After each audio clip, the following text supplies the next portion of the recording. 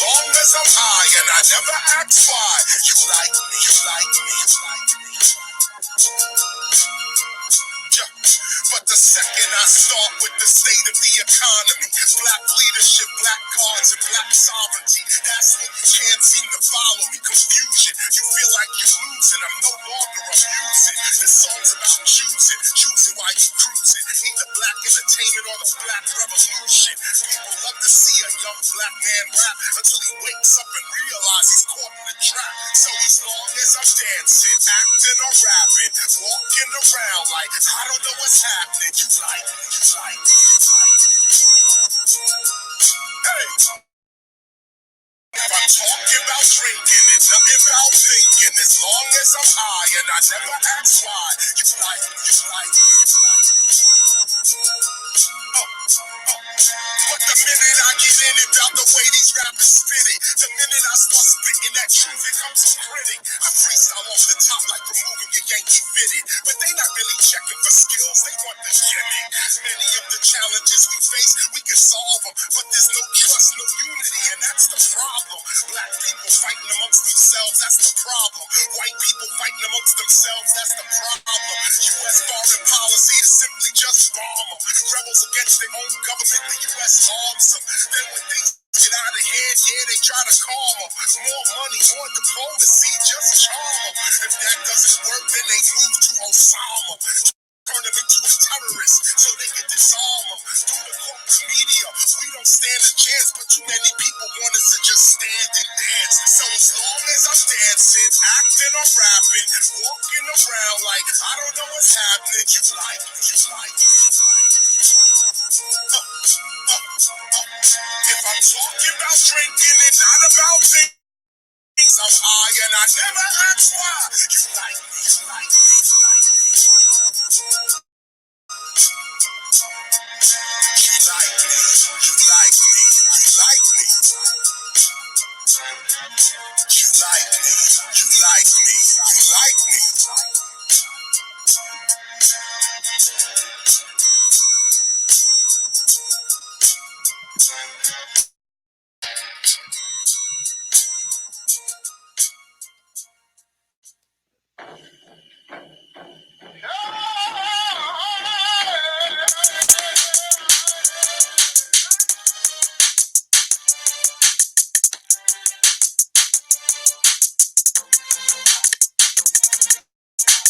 Open up the heavens, let the sunshine in. The Duke of Tears and Empress about to begin. Giving love to all the ancestors that's tuning in. Here comes the Duke of Tears with some more offering. Going out to the Olmec, Montauk, Shinnecock, Chickasaw, Choctaw, Washita, Blackfoot, Abenaki, Seminole, Muskogee. You know me, the homie is OG. Coming to restore the crown of the Olmec, Montauk, Shinnecock, Chickasaw, Choctaw, Washita, Blackfoot, Abenaki, Seminole, Muskogee. You know me, the homie is OG. Coming to restore the crown of the home. Soaring through like an eagle, more like a stinging bee. Ancestors is left, right, in front of me. I'm all that big dynasty live inside me. Moon goddess since birth, she worth native, made for greatness. And wild, natural style, rain dancer under the moon. Knock through the pearly gates, escape from Spain to Panama. We still ahead of y'all, never racing, just slow pacing to the top of the dome. We stand tall, y'all, never lazy. So walk, clap, clap, slap, back, back. For all the mall talking shit, never stop. A little petite, but never retreat. 10K is dog on tall, y'all. Chopper riding, we awake, very deep streaming. ET beaming, blunt shot, lightsaber walker, wolf talker, never stop. To the Olmec, Montauk, Shinnecock, Chickasaw, Choctaw, Washita, Blackfoot, Abenaki, Seminole, Muskogee. You know me, the homie is OG. Coming to restore the crown of the Olmec, Montauk, Shinnecock, Chickasaw, Choctaw, Washita, Blackfoot, Abenaki, Seminole, Muskogee. You know me, the homie is OG. Coming to restore Crown of the tomahawk chop, an entire city block. Big Buffalo people coming back to wreck shop. Hip hop, a modern pop can't stop the rebirth for raw. Indigenous rock with the native chant. Christ war dance at a glance. Anyone who plans at the Shechem war dance. War dance. June 7th is the hour. The Moorish code of power. Make all these 14th Amendment rappers throw in the towel. Square, compass, and travel. These masons taking oaths, disrespecting ancestors, selling their souls to ghosts. I raise my glass, make a toast to Aboriginal hosts. Traveling, that's close, meaning that's on top. My wounded knee, bandaged up, black heart, what's up? What's on the most go? We taking it back from the tomb of the bones when we coming in the rooms and it's home like all man. I talk Shinnecock, Chickasaw, Choctaw, Washington.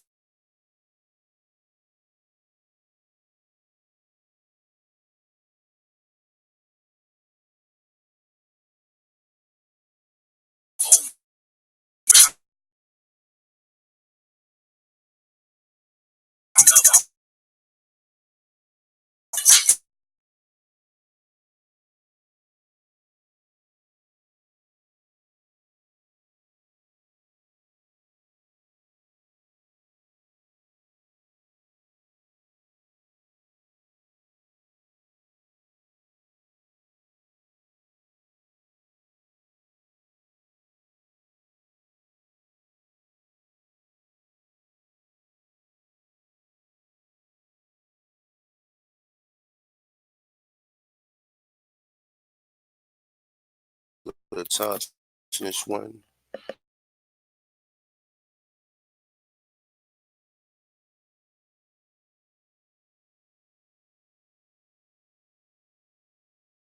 Checking this video out that this guy put up, and he was interviewing the young lady who responsible for, I guess, this project or whatever through the New York Times, right? Now, I'm like this at this point in time, right? I'm looking at all these people as they're like they're ignorant to this knowledge. You know, it's a difference from a scholar, and there's a difference from a researcher and a purpose, a joker with a purpose. See, these people research stuff with the wrong purpose, because when you really research a lot of this slavery stuff, it don't say nothing about no Africans. It never did. It never did. Never said nothing about no Africans. It said the most thing you get out of it, it says about colored people or Negroes. It's Negro slavery, but we make the assumption that all Negroes came from that continent where you think the most Negroes are at. But in America itself, there's Negroes all up and down. Now, I'm just a brief point. Let me make sure you guys can hear me, man. Let me see. Give me a second, guys. All right. Just press one if you guys can hear me.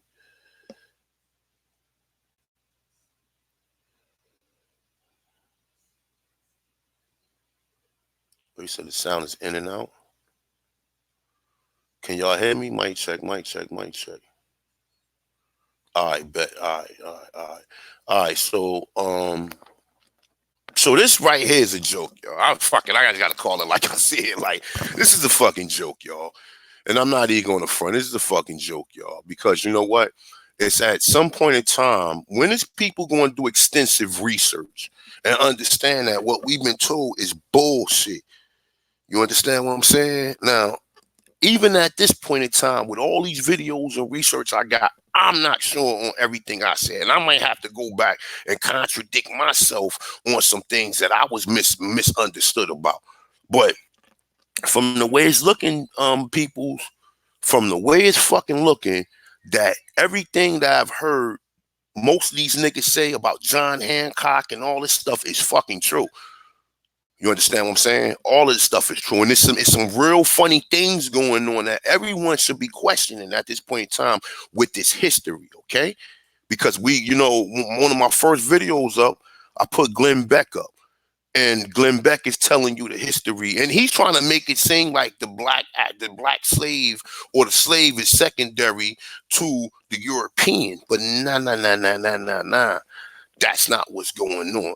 You understand what I'm saying? Like I said, there's some things going on that I'm still not clear about, and I have to get with some of these brothers to kind of to really get a brief to get their point of view, because I've studied this, man. I've looked up the Treaty of Peace and Friendship, and a lot of these other treaties, the Suntree Act and all this shit, and it's something that's going on that we not understanding, and I don't understand myself. But what I can tell you is this: either we enslaved these Europeans here, or white people brought Europeans here as slaves to work, and when they realized that they could not work, and because understand this, man, any research you do, you're going to find that the fucking farmers was in the damn South, okay? The farmers was already in the South, and they said when you look up the Southern Indians, one thing you're going to find out is they're going to tell you that they was fucking farmers. Okay, now these idiots will tell you, "Oh man, yeah, when they brought the Africans here, the Africans was great farmers." Why would a colony sell their farmers? The farmers is like Masons, you idiots. The farmers is like Masons. So why would anybody? And then that's some mixed up shit, because from the point of view from you hearing this shit is they're telling you that they're picking people up along the coastline. You're picking people up along the coastline, and as you pick people up along the coastline, you're bringing people back. That's bullshit. All of this shit is all of this stuff, because you're going to find out that the British never owned no African colonies. That's the reason why Europeans started coming into Africa in the late 1800s. Because if they was already dead, then it wouldn't have been no scramble for none of these African countries. And then you wouldn't see, oh, the Dutch had this one, the Belgian had this one, the French had this one, this person had this one. You understand what I'm saying? So it's a lot of confusion. And I got a bunch of tabs pulled up here. I got the stuff that I said that I was going to talk to you guys about breaking down these African colonies. So don't think that I ain't gonna put that up there, because that's gonna be the next video, because I got so much research on this, man. And real quick, another thing, if check this video out, please, y'all. Matter of fact, you know what? Give me a sec. I'm gonna pull it up. Give me a second before we even get into this shit. I want y'all to check this video out. We're gonna get into it. Matter of fact, you know what? I'm gonna play that last, but I'm just gonna tell you what it is. If you go to African Diaspora News Channel, which is previously the Avaz show with your brother Phil on it, right? He posted a video about Liberia, right? So he's saying that the president in Liberia, right, which is supposed to be a black African, right? He having problems. I don't know if the young lady who's running for president, or I don't know if she's running to do something that's going to affect them, right? So the so-called African president, he started calling for violence against this young lady, right? So then when you look at the young lady and you look at the people around, these are all people from America.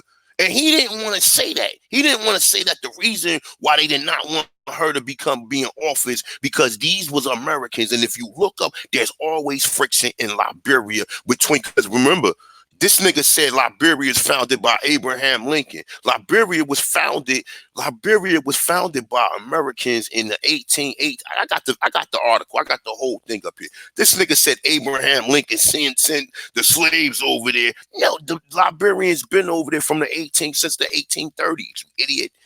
And he want to try to say, oh, Abraham Lincoln sent the... What are you talking about? Them are Americans who went there. Them are free people who went there. That's why they went there and established a colony. And if you look at most of the presidents over there, it was all Americans. They got the last name Johnson, Davis, and all of these last names. They got all of the last names that we got here. These people kept their names from here.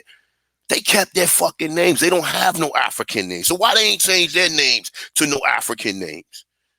Why? And we're gonna get into that too. But like I said, it's a lot. It's a little bit more than I expected, a little bit more research than I really truly expected. So it's going to probably take me at least another day or so to really get with it. So I'm going to probably get it out Saturday. If not, shit, if the energies move me, I'll do it tonight. But I got to do some more research on this. I got to really break down. I want to show you the history of these different countries in which it's only 7 of them. All right, so let me share my screen real quick just to show you a brief. All right, so let me revamp this. All right.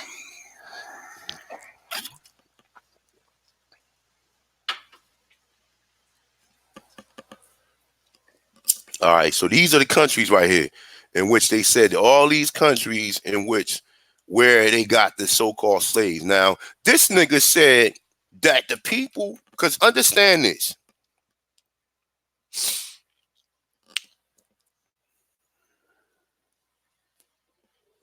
Understand this. I'm gonna show you, I'm gonna tell you which one of these is Liberia in a minute. I'm not sure exactly 100 on it. But what I can tell you is this, right?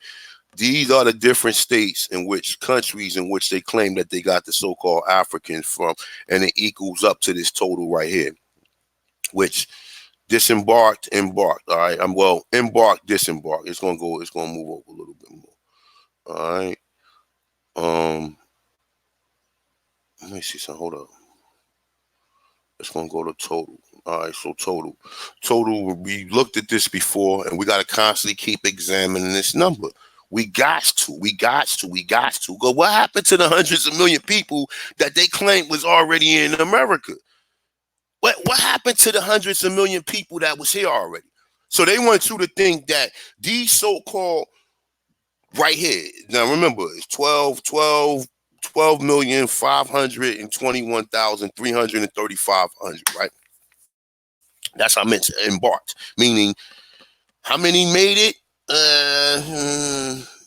A little over, according to them, 1.8 million or a little, probably 1.79, somewhere in that number, died on the journey here. Okay, now they talking about made it. Now they saying that 700,000, 2,655 people made it here, right? So now understand this, right? Let's use our brains, okay? Let's not be naive and idiotic, okay? All right. So they wiped out all the Indians in the Caribbean, right? They wiped out all the original Indians that was in South America, right? Why didn't they save the Mongoloids that was there? Think about it. Think about this shit, y'all. Think about it. Why wasn't the Mongoloids enslaved? Why weren't they enslaved? Because what I'm looking at is this, right? They're telling us this. We got Europeans here. We got what you consider to be whatever natives they give you with some of these people, the Amazon people and some of these Mongoloid looking people, okay? Then you got your Africans. So everywhere you see a black person in South America, Central America, the Caribbeans, North America, they came here according to them on the slave ship, right? So what happened to the millions of people who was already here? What happened to them? What happened to them? What happened to the millions of people? So they was doing all this. They was doing all this despite the fact that we already read the history so if the natives wasn't black, the natives did not want these people here on this land. So you bring Africans here who don't like you, then you taking land from natives, and come on, man, this is bullshit. This whole story is bullshit. And leave it to these black educators and these black reverends and these black politicians that sit up in your fucking face and act like they so prestigious and the word is this, with their pipes and shit in their mouths and their legs crossed, sitting up there like Jay-Z, like a homosexual, man. Don't no man sit like that in no motherfucking chair with his leg crossed like some homosexual and shit, man. But that's how the people who we go to for this information, this is where they got it from. Okay, and everybody who you getting this information from got it from the white man. Got all of their studies, all of their education, because the Germans are the ones who created the fucking PhD systems and the master systems in college. So all of your history is coming from them. And they're gonna bend it, bounce it, twist it, flip it, do it, and then you're gonna be then you're gonna be stuck with years and years of research, and then your only reference is, oh well, I learned this, but they don't critical think, they don't research, they don't put. Before she put this 1619 article out, she should have been 100% sure she knew what the fuck she was talking about, and not trying to indoctrinate us even more.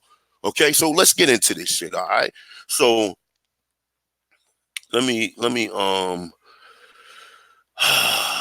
see something. Where is it at? I got a lot of shit pulled up, so y'all gonna have to work with me on this one.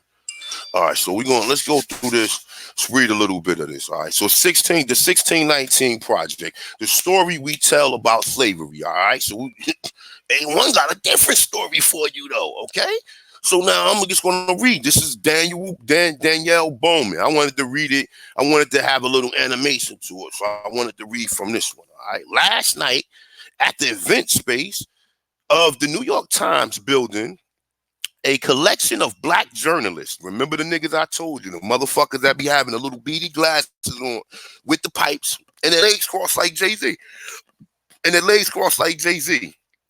You understand what I'm saying? Poets and museum curators announced their intentions to tell the truth about slavery. Now, look, they announced to tell the truth about slavery. Now, you think anything in here I'm gonna read is they gonna do the etymology? They don't even know what the word slavery fucking means. They don't even know what the word means. They don't study etymology. This is why I look up to niggas like Taj Tariq Bey and them, because you know what? I've never heard none of these historians. Listen, like I said, I'm not even trying to glorify this or sit here and say it like it's some prestigious shit. I got over 200 and something credits of college of so-called college, right? I got over 200 credits. Never even heard about the word etymology my whole time in college, man. Never knew about no Indian slavery, because they been sitting there telling you, oh, the Indians wouldn't be allowed to be enslaved. And every motherfucking state you seeing this. Now, like I said, now there's some funny things going on here, because you got niggas that siding with them, and a lot of times, a lot of people, the niggas that siding with them are the motherfuckers who a lot of the slave owners are Indians who was agriculturists, man, because these people did not know anything about agriculture. How you gonna bring somebody here, numerous different people from numerous different tribes in so-called Africa, and then bring them to America? And it so happens that the same food that's indigenous to America, they come here and grow. Yo, listen, if you don't if you don't get the fuck out of here with your flim flam and your bullshit fucking history trying to teach us. We know the Indians was the farmers. So obviously you had to employ some of these people. But come to find out that the Indians classified as colored, Negro, and then, thanks to Messi Jackson, as African Americans. Okay?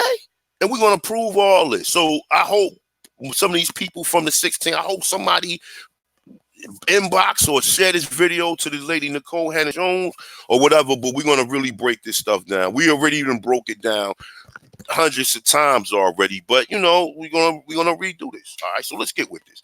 So, announcing the debut of the 1619 Project, a special issue of the Times Magazine, published with additional material in the newspaper, Nikole Hannah-Jones, a staff writer, told the crowd, this project is, above all, an attempt to set the record straight to finally in this 400th year tell the truth about who we are as a people and who we are as a nation. She went on, it's time to stop hiding it from our sins and confront them. And then in confronting them, it's time to make them right.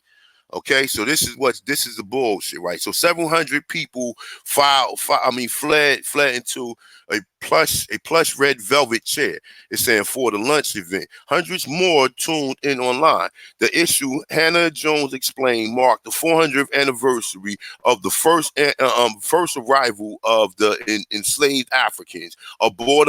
Now listen, now it's saying aboard a Portuguese slave ship, right? Now check this out, right? the slaves had Spanish names. Now, we know Portuguese is a form of Latin, but Portuguese people got some of the same names that Spanish people have. But nonetheless, though, right? When you read it from a source outside of this, it says a Portuguese or a Spanish ship. So now, if you can't get that right of which people, which ship it was, and where was it, where, and now understand this, right? What was the Portuguese doing? Was that ship going, or was that ship coming? Did they intercept the ship coming from Portuguese, coming from Portugal, like they bring a slave, or did they intercept it leaving from the fucking leaving from the Americas? They intercepted that ship leaving from the Americas, and they were saying that it was the Spanish vessel, in which we already know why they picked the ship off, because that was, listen, let me tell you something, right? Even at that time, remember, 1619, 1621 is the first Pequot War. No, I'm sorry, the first Powhatan War. The first Pequot War. Well, 1621. Now let me get my numbers right. The Pequots was already warm with these people when so-called John Rolfe or John Smith kidnapped Pocahontas. It was on from then, because when he comes back, it's still on. Okay, so now this whole thing about what they telling you that they brought slaves here to Jamestown, no, Europeans came here to Jamestown. They just so happened to intercept that ship because John Hawkins and Sir Francis Drake was ship robbers, and they came here from Europe via Sir Walter Raleigh. They was cousins and colleagues of him. So what they was good for was robbing ships. Now they're going to tell you John Hawkins, oh, he went to, no. The first people he encountered was when he took that ship. Okay, when he took that ship, he never even heard of the word Negroes, because he never applied that term. If he not listen, they saying he was the first nigga to do slavery and bring slaves to North America, right? But why the slaves he bringing to North America, he calling them Negroes. You understand what I'm saying? Because when he robbed the Spanish vessel, the Spanish is telling them. Now, where my source at? I have a source for this. I'm not just talking about it. I have a source, of course. All right, so now this says the use of term. This is from an article that I've been reading from lately. And this is from Scholar Compress VC Education. So this is from an educational site, all right? So it's the use of term Negro and Black to include persons of Native American ancestry, right? So now look, it says in 1619, some 20 Negroes were brought to Virginia. At least 11 of them had had names of Spanish and probably Spanish characters. Now, I ain't saying nothing about Portugal right here. And the other articles I read don't say nothing about Portugal. So she already fucked up by saying that the Portuguese brought these people here. Okay? Now, the English intercepted the ship. The British intercepted the ship and brought them to Virginia. Okay? Because they was looking for gold. They wasn't trying to bring slaves here. Okay? They still warring with the fucking Powhatans.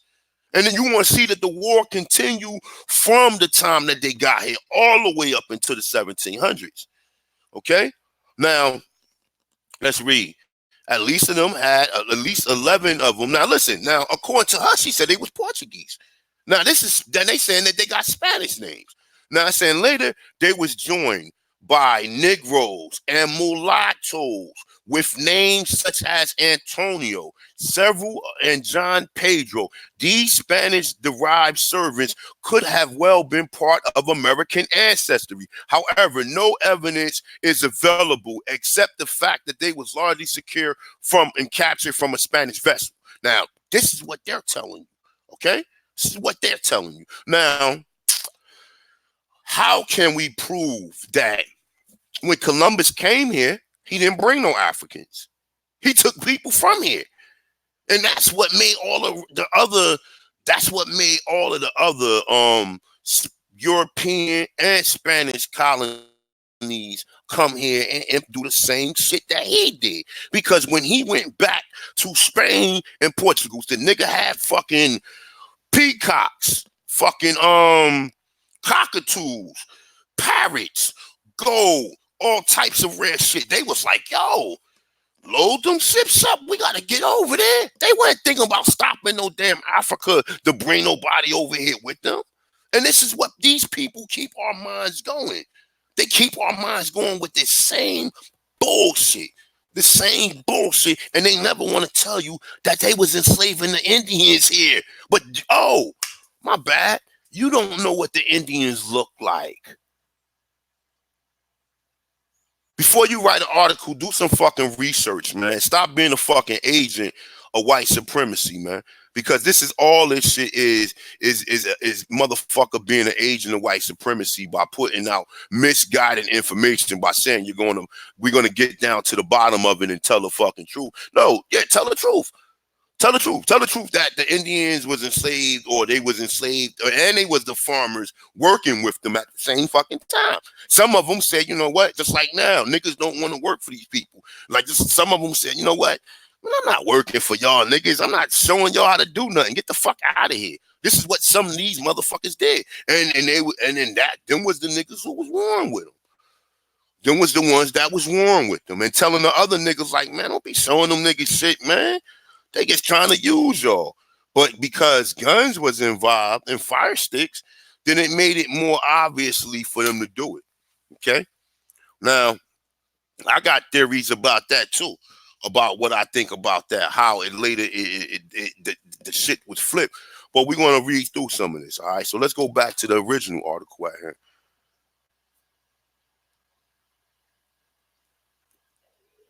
I got fucking fathers right here. All right, so now it says, look, a Portuguese slave ship, all right?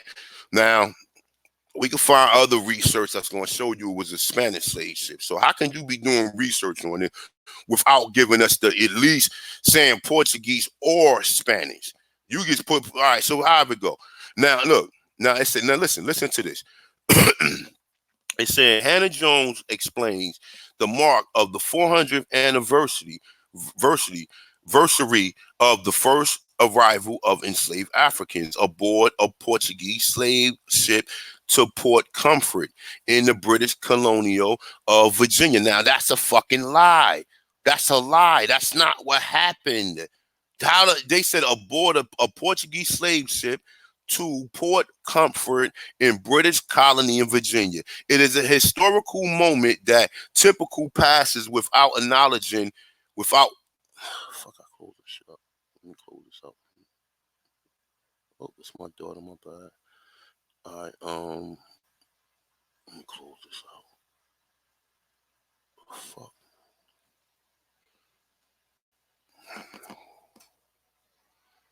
All right, there you go. All right, so let's go back. Where the fuck the article go?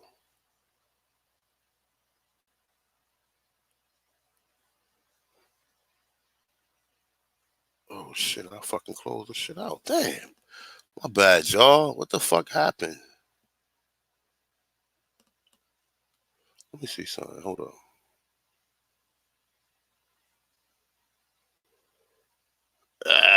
Shit, y'all. Damn, let me see something.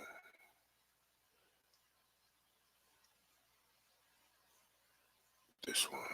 All right, let me open it back up. All right.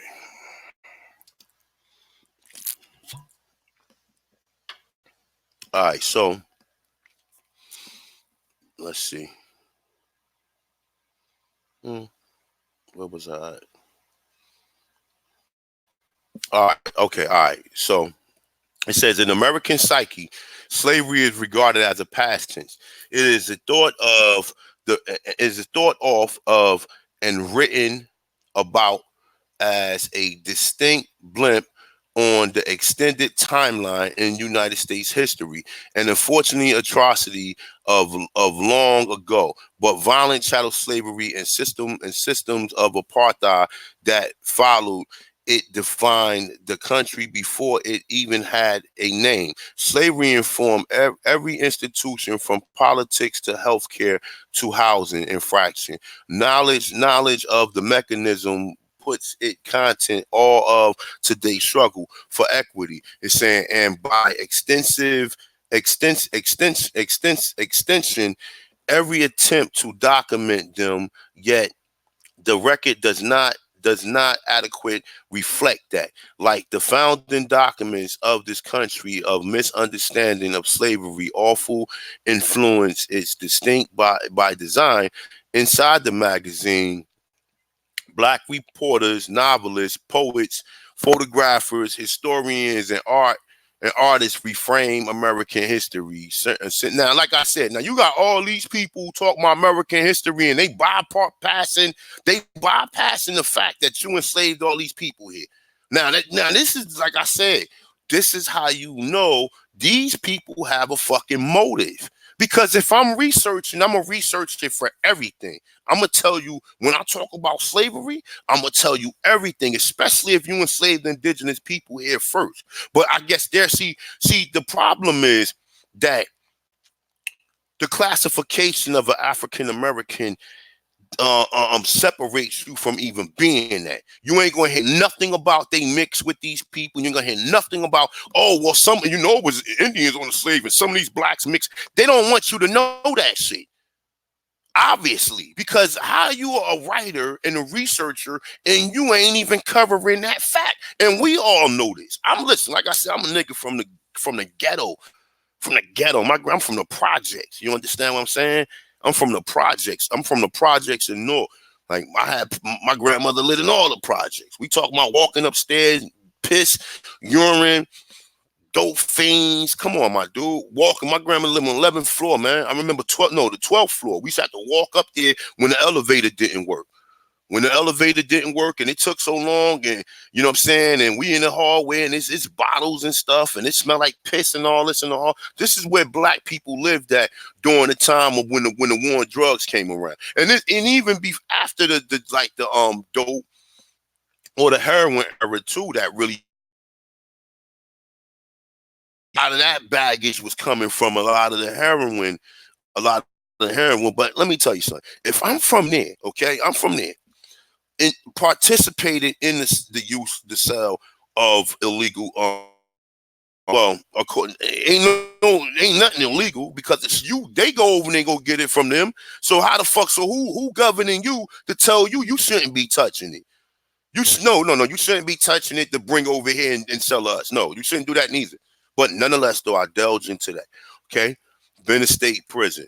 You know what I'm saying? Came out of state prison. Didn't know what I wanted to do. Just all I wanted to do was find me a career. Went on to try to go to these educational or the higher education, such as universities, community colleges. You know what I'm saying? Completed all that. Okay. But in the process of all this, I'm getting more science from the brothers. I already knew a little bit of the God body. I already knew a little bit of the Nation of Islam. But the more science was the missing piece. Was the piece. If you don't like what I'm saying, you can unsubscribe from me right now. And I mean everybody who have a problem with what the fuck I'll be saying about when I mention the Moors. Okay. So went through more science. Okay. If it wasn't for more science, I would not be able to understand this shit. And I always gotta tell you that. Because for me, I give anything that ever any evolution that I ever encountered or ever been a part of, and I seen the application of it and the truth of it, I always gotta give a shout out to. Now, some other people might not be that sincere or might want to act like the ethers downloaded the information to them, but me myself, I'm a real dude and I gotta keep it 100. You understand what I'm saying? And I'm probably one of the realest niggas on YouTube and probably one of the realest friends you niggas ever gonna have. All right. So plus my cousin Tal B taught me flim flam. He taught me flim flam. He used to that shit don't sound right, man. Nah, hell no. So early on, we always was looking for details and looking further into shit. So, you know, when you reading stuff like this, the 400th year anniversary of what? So what about Squanto? Squanto was kidnapped from here. But they don't want to tell you that the slave trade happened in reverse. For some reason, I don't know why. Okay, I'm assuming because they don't want us to know. I'm assuming they're never talking about the Indian slavery because they always deviate from it by saying the Indians couldn't have been enslaved. So let's get into this shit. All right. So this is what Miss Jones is saying so far. Okay. So it's saying, all right. What was I? I'm sorry. Let me go back up. All right. So it's saying brutal white colonists would spend centuries of perfecting and protecting and resisting of black people that pushed the U.S. to live up to its own idea. What if America understood finally in the 400 years that we have never been the problem but the solution?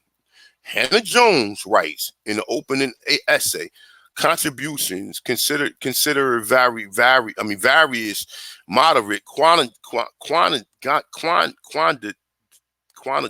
I'm sorry. It's saying rush hour, traffic, mass incarceration, and inequitable healthcare system. Even American overconsumption of sugar, the highest rate of the Western world. The traces of the original. The origins back to slavery. Literally. Well, let me open this shit up, man. Let me open this up a little bit. I'm on my laptop today, so I'm back reading from the laptop and shit. I ain't open the desktop up because I don't feel like waiting for it to load up and everything. So look, the overconsumption of sugar. Do you guys know it was sugar in Louisiana too, and throughout the South it was sugar cane too? I didn't even know that. I didn't even know it was sugar cane in the South. I thought it was only in the Caribbean, but it was in the South too. You know what I'm saying? So like I said, man, like I said, it's ironic to find out that you enslaved Indians because, and like I said, they got drawings of what what you think the slaves were, but these are Indians helping these niggas fucking work and mine and farm this shit. But people like, oh man, man. Let me see something, man. I can't open this shit up right now. Hold on. Let's get back into this, man, because I don't want to get sidetracked. But all of them, none of them want to admit. Like I was listening to Nasheed last night, right? Now, this nigga going to sit there and say that, it was blacks here before 1619, but he's still going to equate them to the coming over here with the Moors or coming over here. No, motherfucker. Herman DeSanto said that the people in the Ogeechee area, and that's another thing when I'm going to get to, because my father is from Macon, Georgia, and when I spoke to him last night, I asked him, man, I said, yo, because I found another article that gives me some more evidence that I told you my father is Yamasee. Or my father in Yamasee, they live up in there where they said all of this shit happened, where the Ogeechee River and all of this shit is at right there. He told me they used to go swimming and fishing in the Ogeechee River. This is what he told me. From Macon, Georgia. He told me they used to go swimming in the Ogeechee River. My father come from a farming class of people. He told me his father was a farmer, his grandfather was a farmer, and so on and so on, okay? So these are Africans? Oh, no. Only your description made you an African. I swear, man. I don't know. I'm saying, man. And then, see, that's why you have to debate some of these people, man, to prove them wrong and make them look stupid. So they're the people who following her, because she probably got more people watching this than any of you niggas. Or I don't know, maybe Dane might got more subscribers than people watch. I don't know how many people tuned in or viewed this, but I'm just telling you. You understand what I'm saying? And this is coming across millions of people. I emailed this young lady yesterday. No, I think Monday I emailed her. And I asked her, I wanted to get some clarification on where did she get this research from? Where did you get this shit from? Where did you source? Why are you not pulling everything in? I'm not going to hit her like that. I'll talk to her, of course, but I'm just curious because you putting this out there for the mass majority of people who really want to find out who they are. okay, who really want to find out who they are. And there's a lot of proof is this too. If we came from Liberia, right? The people he said you could tell the difference between the Liberians and Americans, man. I swear to God, bro, yo, if you gotta look at this shit, yo. Look, if you go and look at Liberians, okay, look at the so-called African Liberians and look at the so-called Liberians that went over the 1800s. They still copper color to this day. They ain't get no darker. Look, they ain't get no darker. They don't look nothing like these people, my dude. The lady that was talking yesterday, I said, this is the fucking sister. Go to the African Diaspora channel and check the video out. And they said they was trying to hurt them, man. What we don't know is this. That Liberia, the whole time, because it was Liberia, it was founded by Black Indians from here, free men, free people that was here, that was tricked into going through the American colonization, and then they sent Garvey back in the 1900s to refinish that. But what Garvey, I think, did was Garvey was swindling people. I don't have 100% information on it, but this is the reason why he got locked up, because something he did, he kind of, maybe he had a conscience, I don't know. But whatever he did, he was good with them people the whole time. But the whole part, he was also down with the American Colonization Society. And you have to understand what was the mission of the American Colonization Society. Who was the players? And was it for our best interest? No, it wasn't. So they moving you over to another place so they could come in. Now I might as well die right here then. I'm not going over there, moving over there.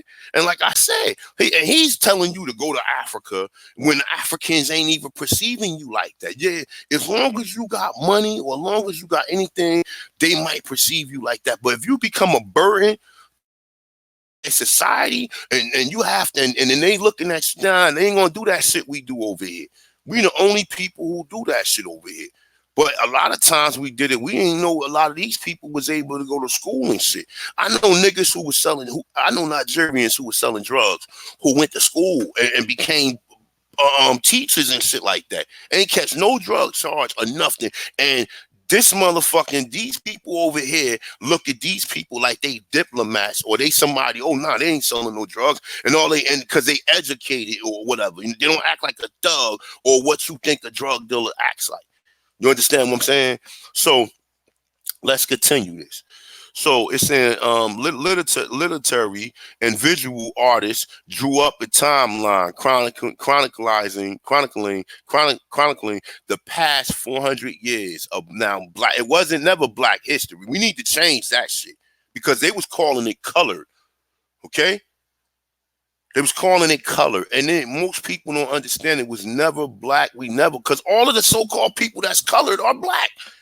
So it don't even make a difference whether or not you say that. You don't want to use that term because that term doesn't have no standing in law according to them. The definition mean old, pale, bleach, etc. You know what I'm saying? So you never want, I'd rather be called colored than black, my dude.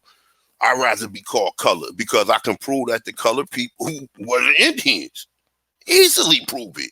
Got hundreds of articles showing you that now. Once I found one, I found them all. You understand what I'm saying? So look, I'm just gonna read a little bit more of this interesting piece of material. So all right, so taking together, the issue is an attempt to program your fucking minds. No, attempt to guide the reader, not just towards a richer understanding of today's racial dilemma, but to tell them the truth. For many, it may be the first time you heard it. They heard it. In addition to the magazine, the special sections of the Sunday paper made in partnership with the Smithsonian examine the genesis of what became the transatlantic slave trade, beginning with the Roman Catholic Church granting the monopoly on. Now remember, she's saying beginning with the Roman Catholic Church granting a monopoly on the trade in West Africa and Spain and Portugal in the 15th century. That's true, yes. But the bigger truth, now listen, and hold up, let's go down. Let's go down some. Now, okay, now look, they saying even granting a monopoly, she talking about the doctrine of discovery, but she don't want to put that in there. Because once people start reading that, like, wait a minute, you got a mission statement to do this shit? See, this is the bullshit. She gonna say the Roman Church granted. No, put the doctrine of discovery in it. That shit should have been in right here in a little square box showing you it. The doctrine of discovery or the doom devices or whatever, because it's a little bit more sinister than just the church granting on a monopoly of trade. No, it says enslave the Saracens and the pagans and put them under perpetual servitude, not a monopolizing trade in West Africa, because it's in the doctrine discovery, it mentions the Aborigines. Now, according to us, we only know 2 continents that held of people who they was calling that to: America and the Australia. Australia was not found there into 1816, around that time. They came here first. All of the material that you read is mentioning all of the indigenous people here are as Aborigines. Not as no natives, not as no Indians. They mention them as Aborigines. They're not even calling them any terms or anything at that point in time. Let me just check back with you guys to make sure I'm still in the place to be. Press 1 for me, you guys, if you can hear me. I just want to it's gonna probably take me a minute.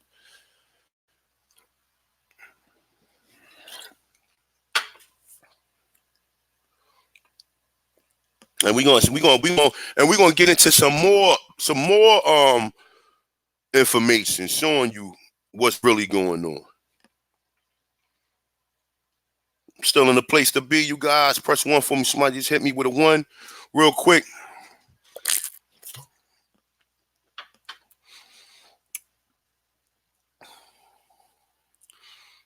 You good, Boria? I mean, I'm quite sure of that. Just like some of us got white in there, but it's all G though. It's all G though. Long you rock with your brothers and sisters, that's all that matters, man.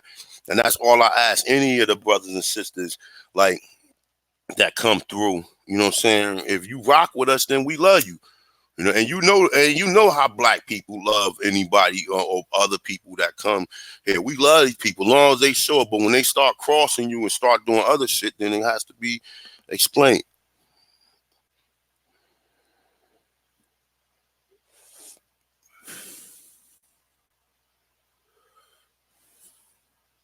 All right, so we good.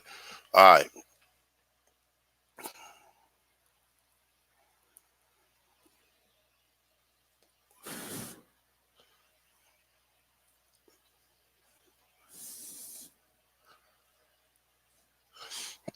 If you really want to, I don't know where people do their more research at, but if you really want to get down deep, look up Prince Uriel Bey.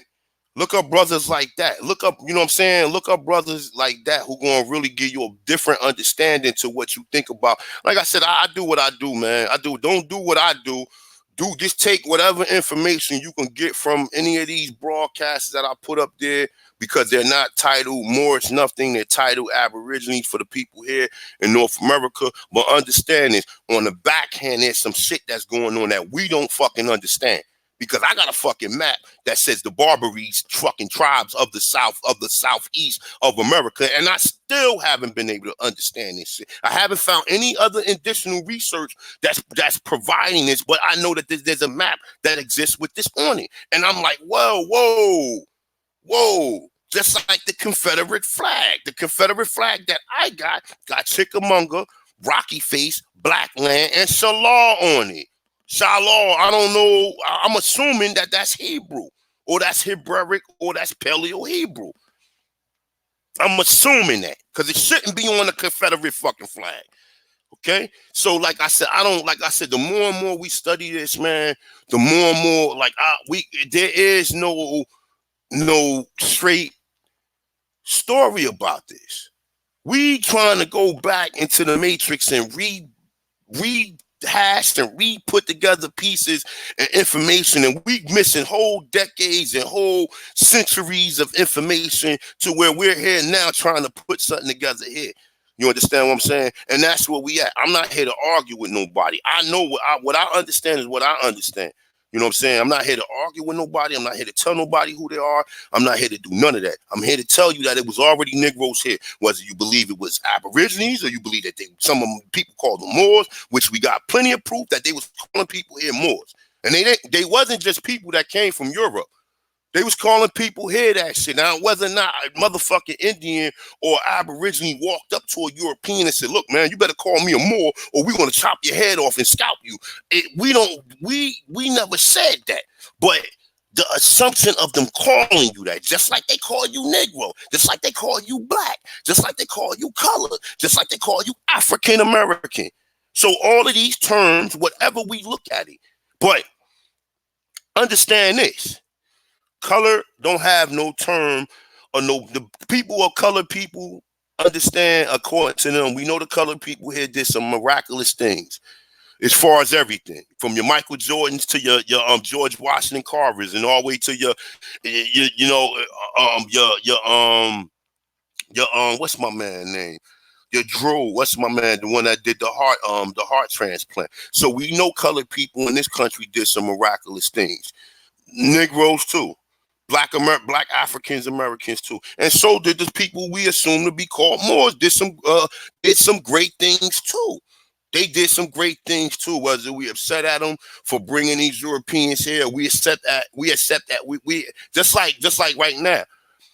It's a nigga that's a black American that's a pimp or pedophile or you know what I'm saying, or doing some shit that we disagree with.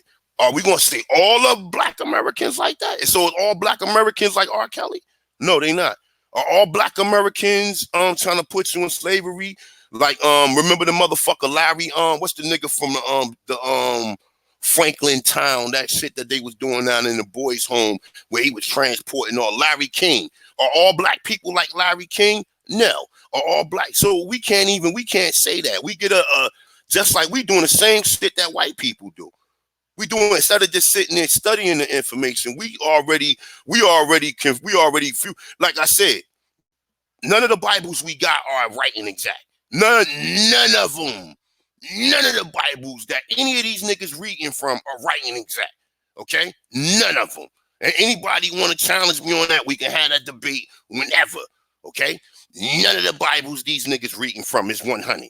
They was all rewritten, flipped, and bounced and given back to you by the fucking cracker.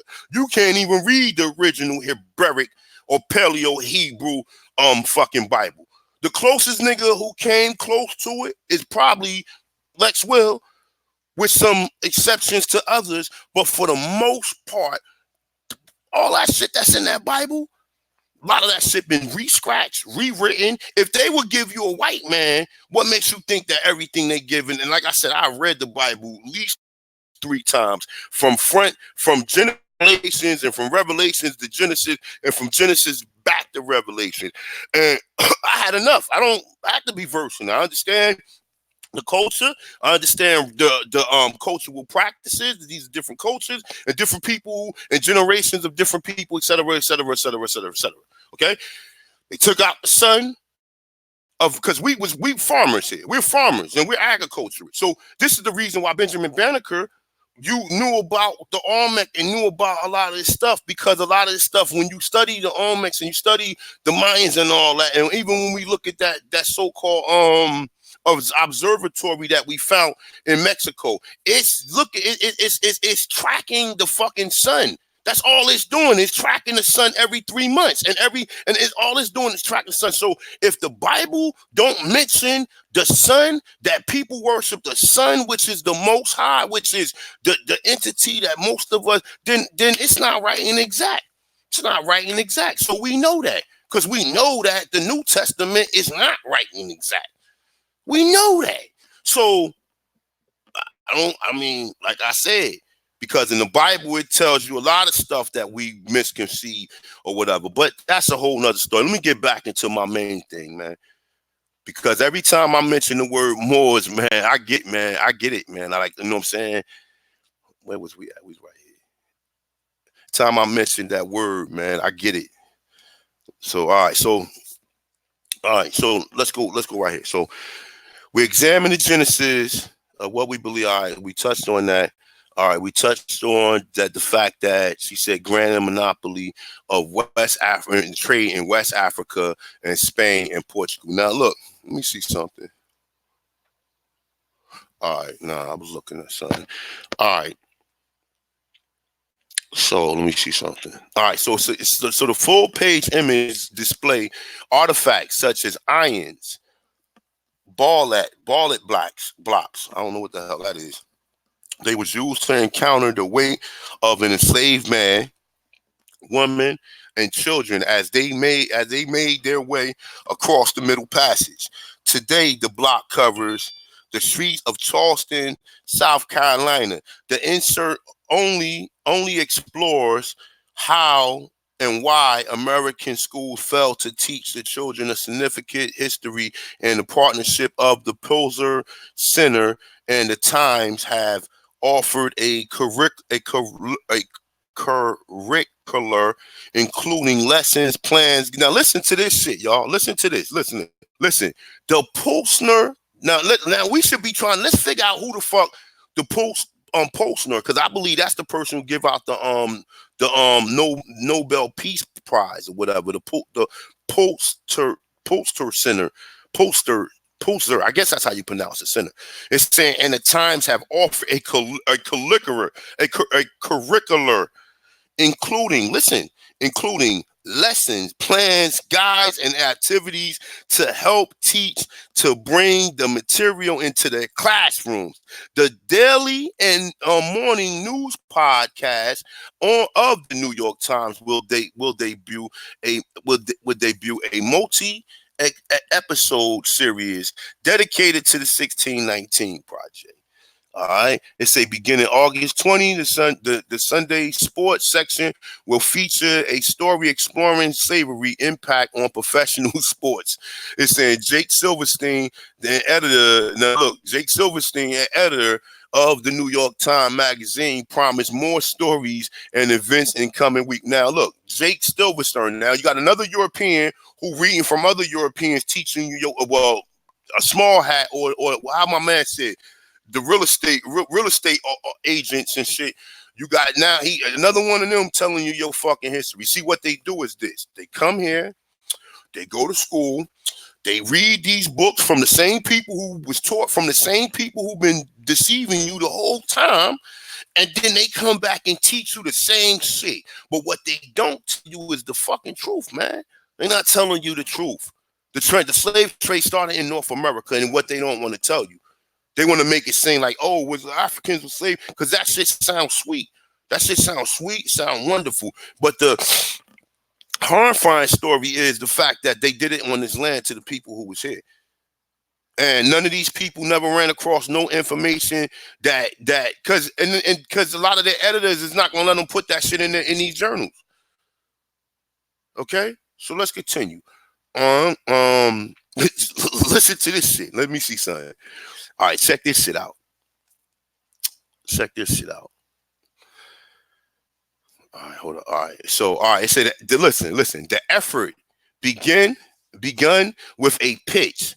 Hannah Jones wanted to dedicate an issue to the undepreciation anniversary and challenge the notion that American history begin with the victory. Now listen to this though. Now this has a lot of truth right here. American history begins with the victory of 1776. Because you know what else? Look, man. Listen. All right, listen. This is how I know this shit is sinister. Like it's sinister. And like, I don't know, this shit is sinister, right? Because when you read about they tell you the Illuminati formed in 1776 too. Now, I'm not saying that. This is, even if you can find it on the internet, why would anyone say that the Illuminati started at the same time that the United States started? Why would anybody say that? And I'm not saying, I'm finding information and that's saying it. But you should put that out there. But it's saying begin with the victory in 1776. The staff quickly go on board. It says she told guests at the event the project grew. The gold Silverstein. Look. The gold Silverstein writes in his editor notes is to consider what would mean to shift our perception to America birth to 1619 during. So he writes, require us to place a consequence of slavery and the contribution of Black Americans at the very center of the story we tell ourselves about who we are as a country.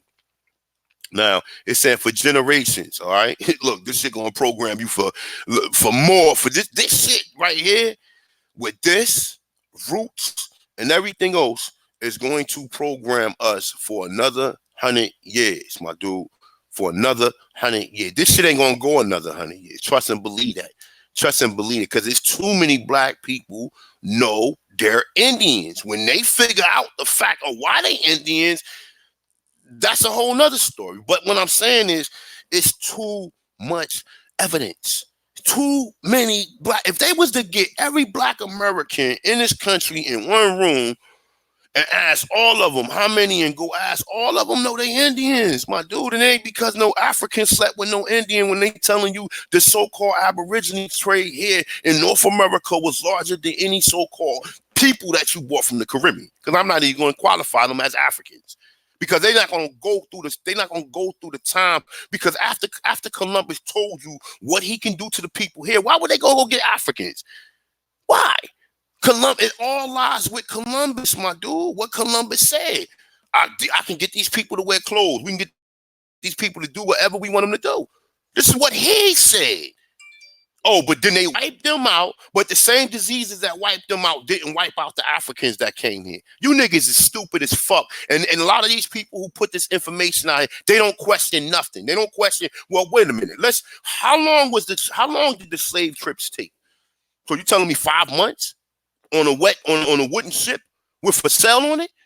So 5 months. It was a current. It was a convenient current that brought them here faster, like it was a motorboat, though, right? Stop it. Like, for real. All right, so let's throw some other let's think for a minute. Let's think for a minute, which these motherfuckers don't think. They just read and believe and be happy to be in these educational forums with these Europeans and these Indians and these. Whether I read a book or I swear no matter how it goes. Nigga, we gods. Nigga, fuck, I gotta be happy to be in school with these fucking weirdos. And like I said, I mean, I go to school, I met a lot of decent people in school. So I'm not gonna say that, I'm kind of belligerent person, but I don't mean to be like that. I met a lot of good people in school, a lot of good people from professors to just people who really bought into what these people tell them and just really wanted to do something better with themselves. That's the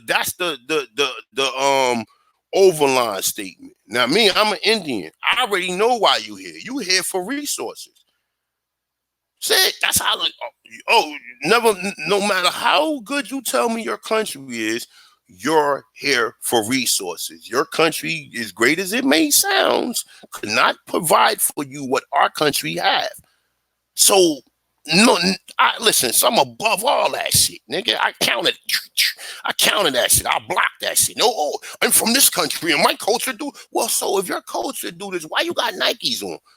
Why you ain't walking barefooted with a motherfucking dashiki on? Oh, because you ain't create dashikis. The Palestinians created them, right?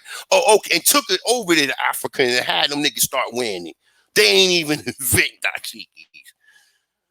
And they did it to excuse me. They did it to yo, you can't make this shit up, yo.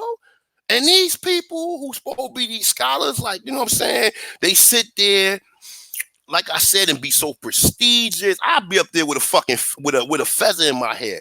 With a feather in my hair. You know what I'm saying? With a feather in my hair.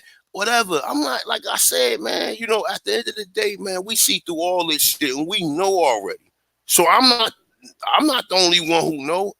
All of us know. All of us know. I'm just the one that's sitting up here reading this shit, that's running through these articles and saying, this is bullshit. This is bullshit. I'm just the editor. Okay? That's what I am.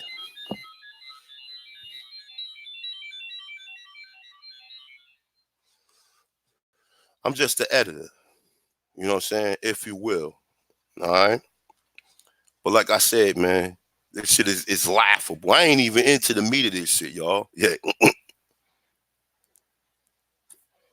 You know what?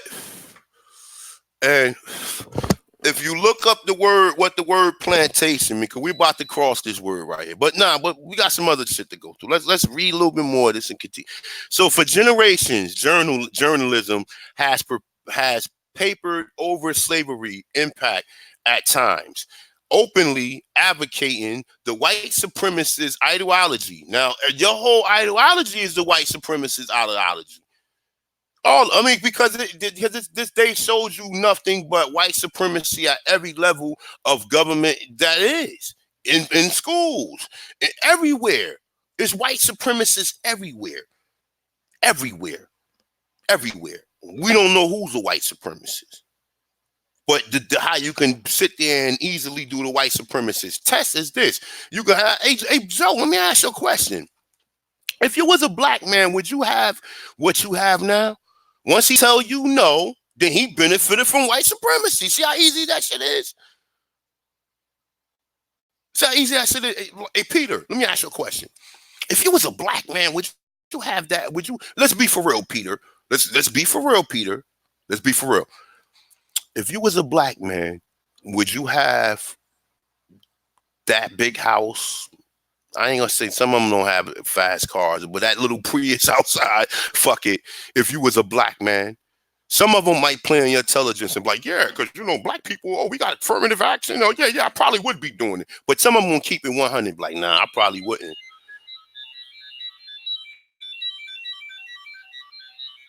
And some of them probably would be like, nah, I wouldn't.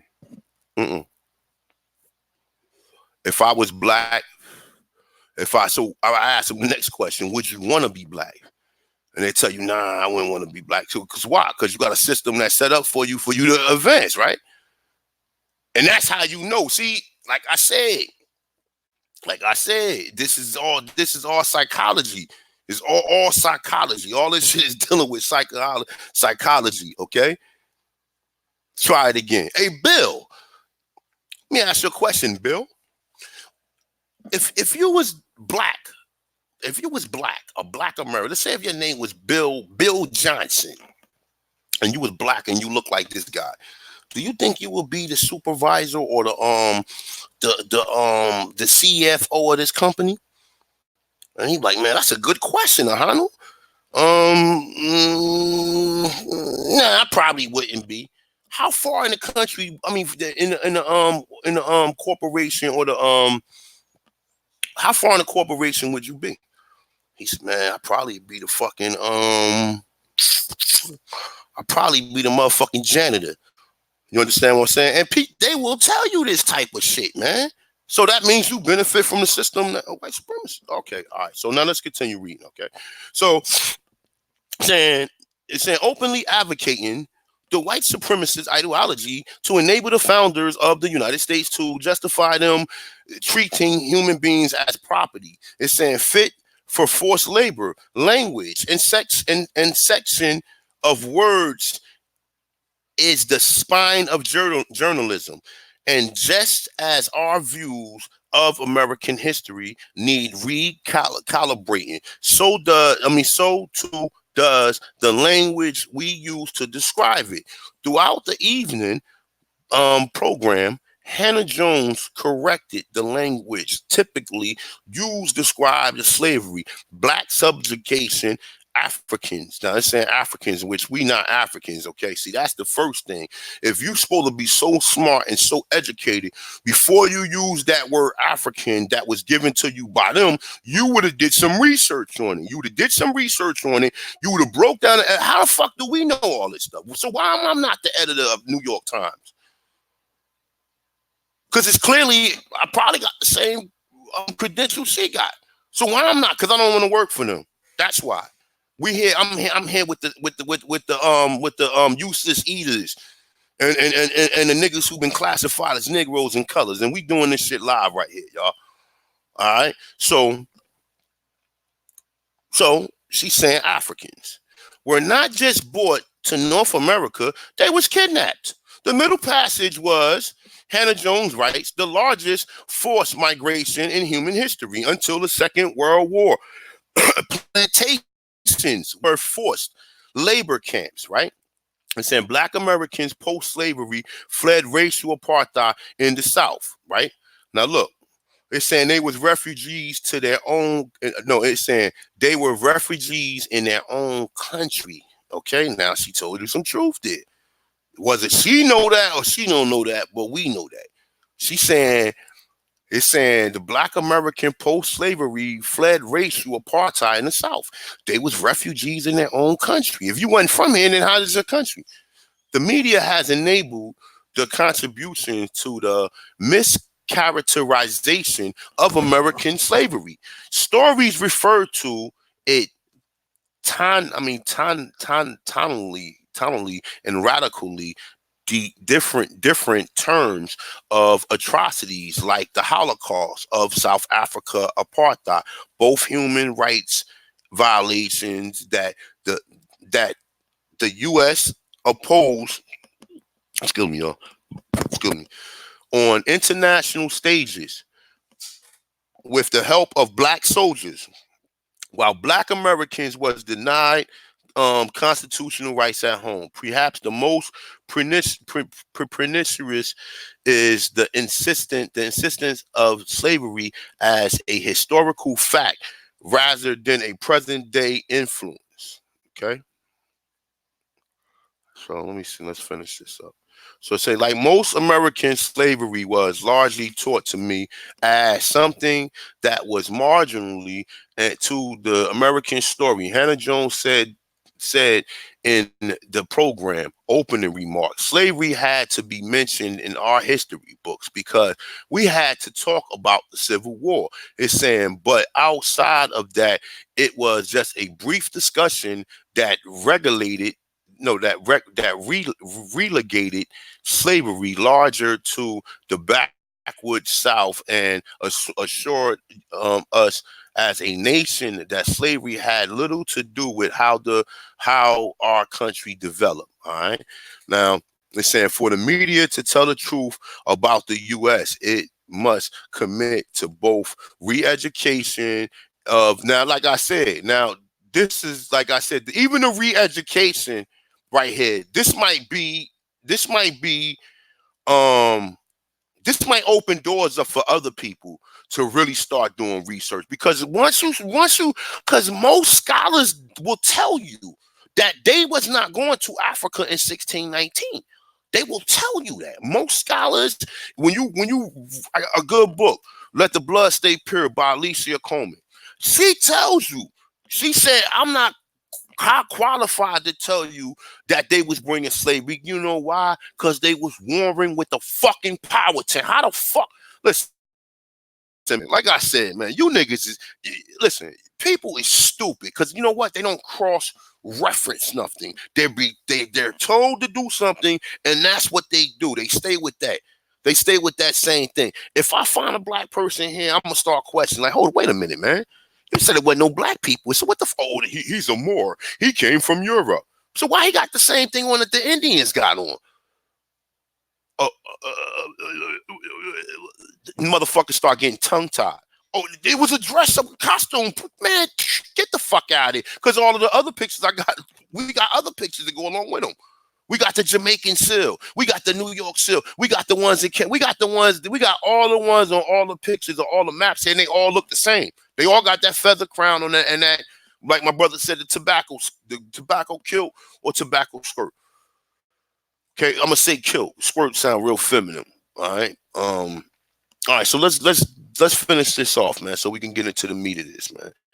All right, so saying for the meat of the educators, all right, first time.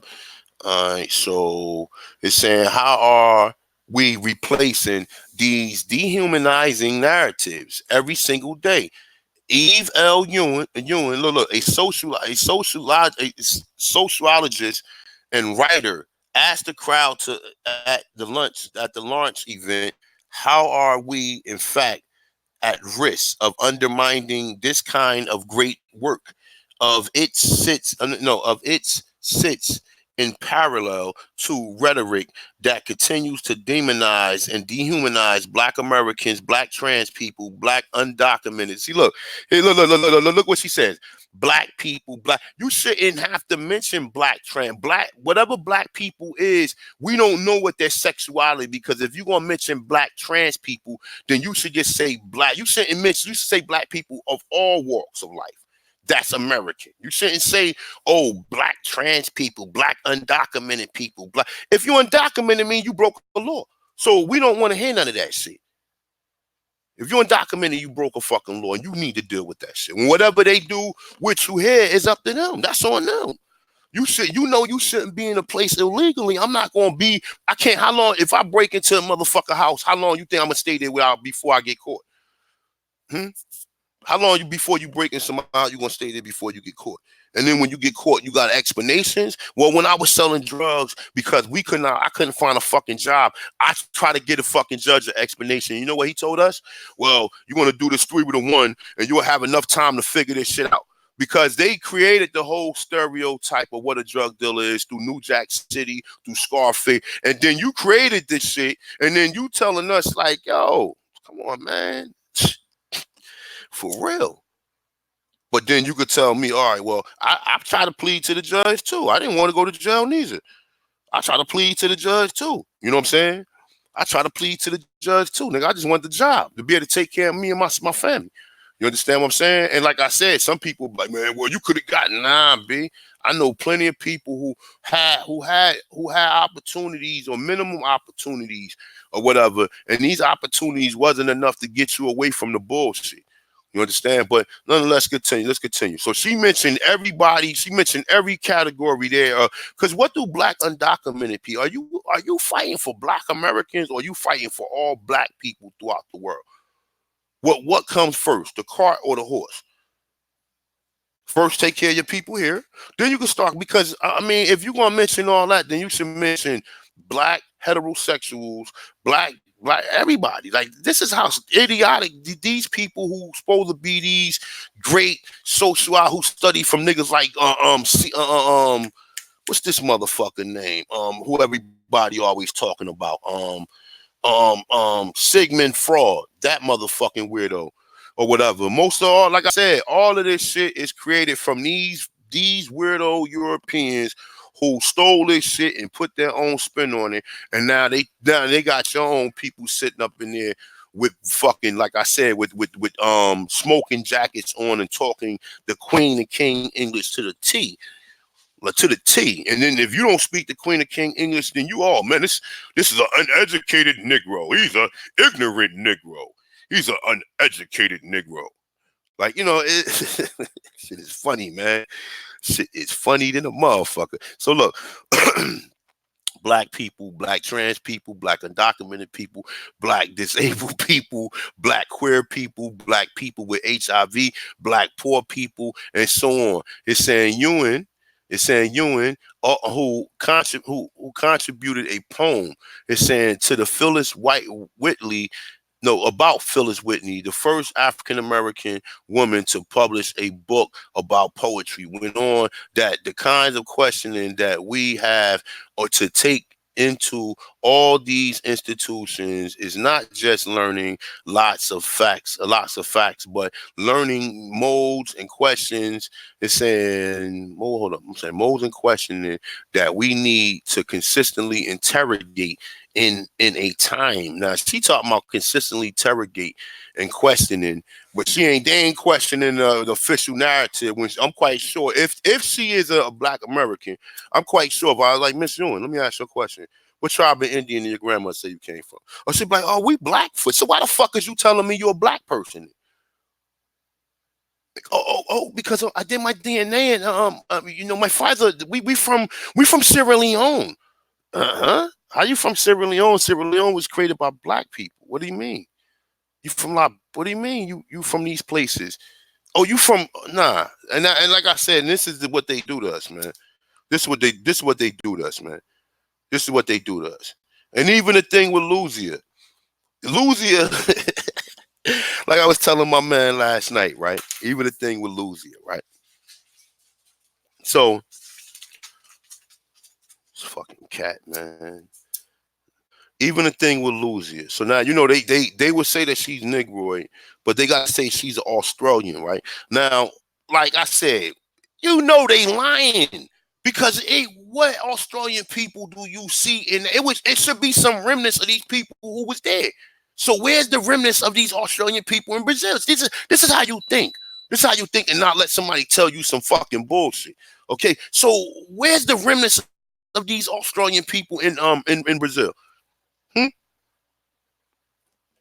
See, anytime they find somebody that's a Negro, it has to be from somewhere else. They're never going to say that everybody else set up a colony here. Everybody else did this, that, and the third. Everybody, but anybody of any Negroid feature, they was always here to visit because they don't want you to establish. Because once you establish that fact, then you're going to start thinking. So they don't even want to put that narrative in your brain, because they automatically going to have you thinking. That's the reason why none of these people talk about the Indian slavery. Because if you educated on slavery, period, in America, you would know that the first people who was enslaved here was the Aborigines. Okay? All right, so that's the end of that, man. I'm glad I got rid of that shit, man. That shit was awful. But let's go on this. Let's check this out. Now look, it go one of these Negroes. And no disrespect to the sister Nisa, man. She just, like I said, man, she's just one of many who've been miseducated. All right, now here go this guy. Let me see what this guy say.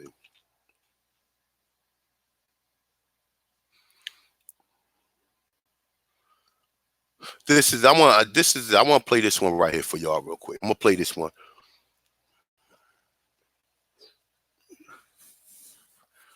And before I play it, let me find that fair use joint, man. Cause they be trying to bag the motherfucker for showing anything. You can't show no commentary or nothing. Let me stop this real quick. I love this. This is the goofiest commercial I've ever seen in my life, yo. It's amazing because it does what it says it's gonna do. I mean, you get some. I'll be mad as hell. I'll be mad as hell if I was dating a chick that had some shit like that on. I'm keeping it 100. You might as well. I mean, damn. Well, hold. Let me get to this. Let me get back to this, man. Let's forget I said that. Hold up. Let me see something. Before we get to it, YouTube and the YouTube police.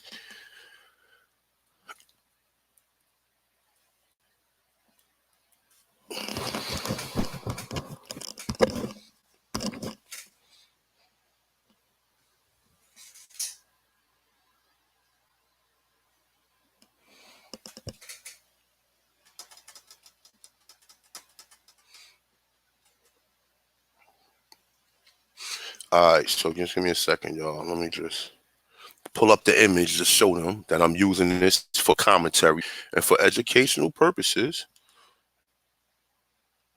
So here we go, YouTube police. The federal law allows citizens to reproduce, distribute, or exhibit portions of copyright motion pictures, videotapes, or video video disc under certain circumstances. Without authorization of the copyright holder. All right, so it's saying this is called fair use and allows for a purpose of criticism, news reporting, and teaching. Okay, I will be doing all of that. Okay, indeed, I will be doing all of that. So let's get with this. All right. Magazine is launching a series called the 1619 Project. It marks the 400th anniversary of the arrival of the first enslaved Africans in the colony of Virginia. Let me know if you guys can hear it. I'm going to click back on the screen. I don't want to play this shit for nothing. So I'm gonna go click back on the screen. Just let me know, did you guys hear the guy talking? Somebody just press 1 for me. You lovely people in the chat room. My brothers and sisters, just press 1 for me real quick. 3-second style.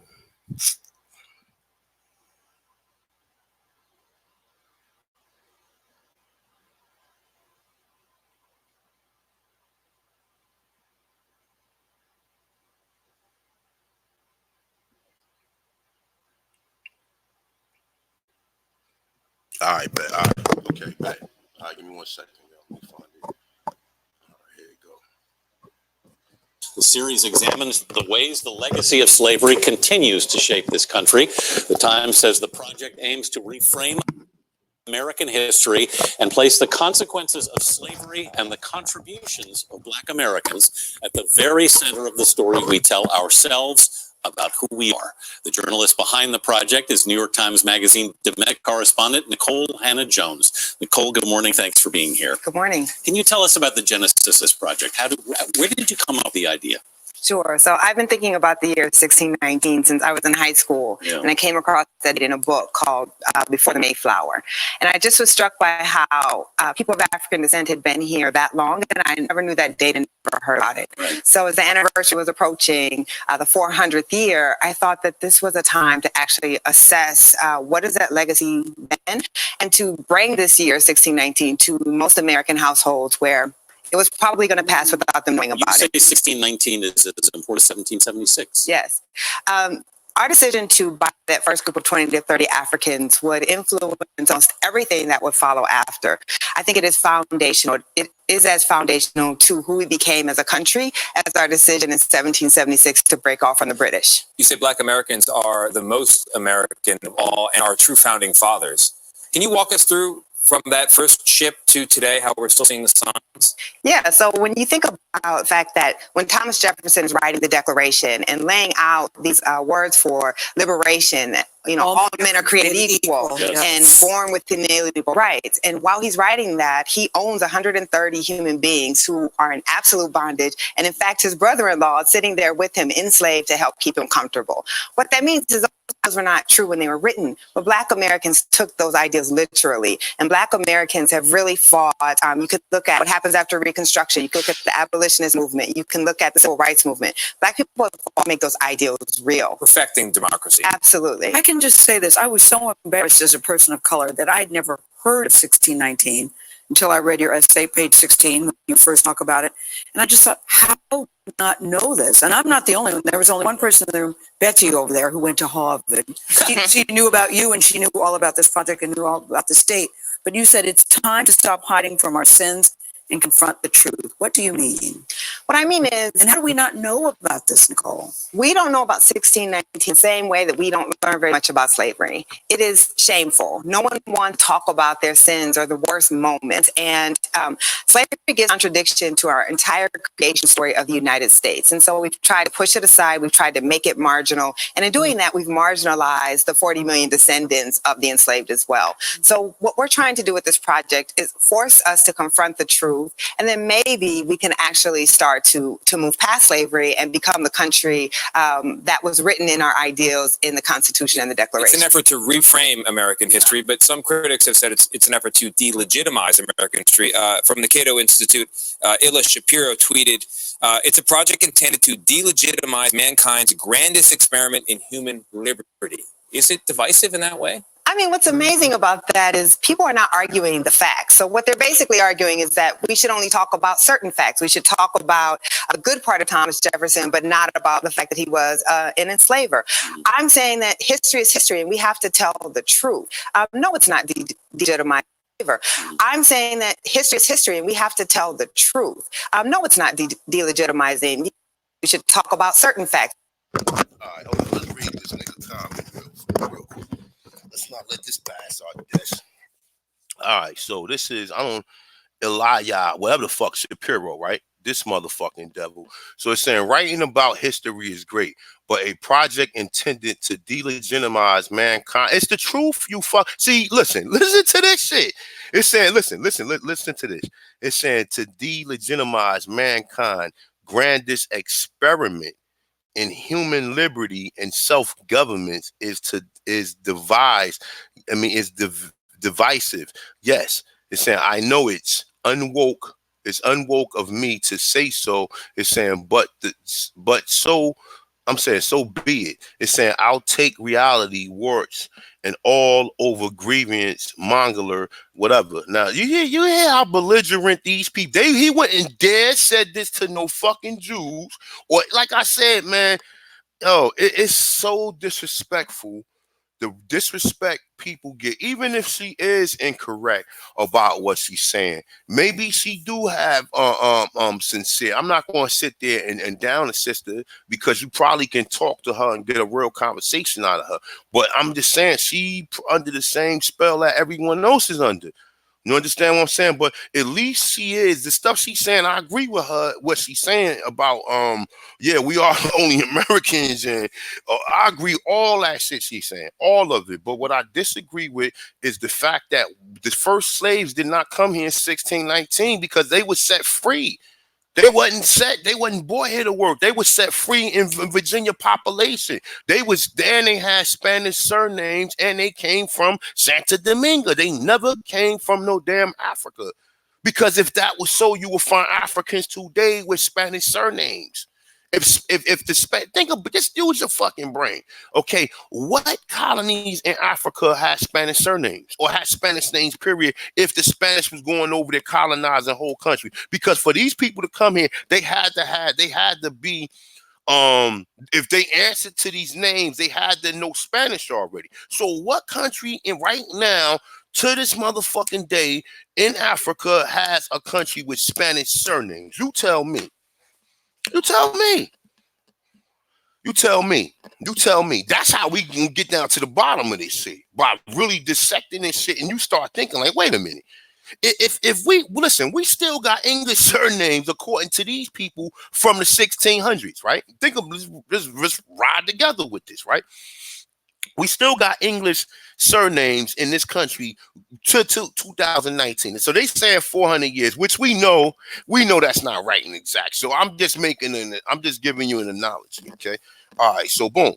So now let's think of what country did the Portuguese go to in Africa?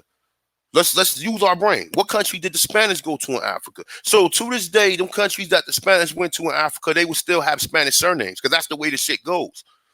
They would still be speaking Spanish. They would not be speaking you would find tribes in Africa. What tribes in Africa speak Spanish today? You tell me. Because I want to know. What tribes in Africa speak Spanish today? You got to tell me. But for this guy to say that, this is the respect these people got for us. And the saddest part is because the rest of the Europeans don't want to acknowledge it, but it's even more wicked than that. It gets more wicked than that. It ain't just the fact that, you did what, it's more wicked than that. And this is a nigga right there who coming out of nowhere, who's an immigrant, who came here from a whole nother place and coming here telling the people who been here, his ancestor been on this fucking place, and he gonna tell us that he gonna tell us that, come on, man. Like, this shit is all how you say, sarcasm. It's just political sarcasm at its finest, man. And this is what these people do, man. They sit there. If the Jews are saying that, ain't nobody gonna say shit. No one gonna say anything about them. That shit is celebrated. They run around here and they make sure they propagate that. But when it comes to us, they sit there and diminish it or make it sound as minute as possible. But let's continue, okay? I just wanted to read that.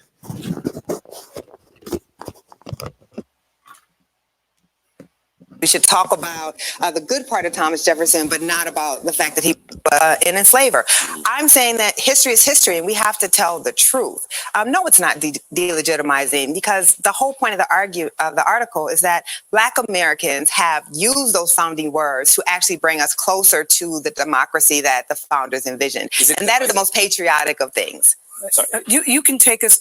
The thing that's so amazing about this, that makes me so proud, you can look at anything that's happening, just about anything that's happening in the world today, and tie it to slavery. You look at the highways in Atlanta, you look at the naming of Wall Street, you look at sugar that we eat. But the thing that stuck out to me was healthcare, that you can tie healthcare to slavery. How? Absolutely. So there's a piece in there about why we're the only Western industrialized country that doesn't have universal health care. And it starts with opposition to universal health care that occurs right after slavery, when the Freedmen's Bureau was trying to offer free health care to the formerly enslaved. And there was white opposition to that. And so even today, you see with polling that white Americans will reject social programs if they think large numbers of Black people will benefit from them. And so the harms of slavery have not been contained, because there are millions of white Americans, there are millions of Latinos and Asian and Black Americans who don't have health care, who can't get insurance because of slavery. You say don't look at Black people as a problem, look at Black people as a solution. Yes, from the beginning, there have been, thousands of pages dedicated to saying that Black people are, as Abraham Lincoln said, a troublesome presence in our democracy. But really, what we're arguing with this project is Black Americans have been the perfecters of this democracy, and that if we ever got to the point we would stop seeing us as a problem, we would actually be more of the America that we want to be. Nicole, I stepped briefly on your line earlier. You see this as a patriotic act? Yes, of course it is. This isn't saying that this is a country that needs to be destroyed. This is not saying that this is a country that's illegitimate. It's saying that this was a country founded on ideals that were not true at the time. But real quick, right? All right, so look, I'm gonna tell you like this, man. I'm not the brightest apple in the bunch, okay? I'm not the brightest bulb in the bunch. Not the how you say the brightest six pack or whatever the fuck you want to say, okay? But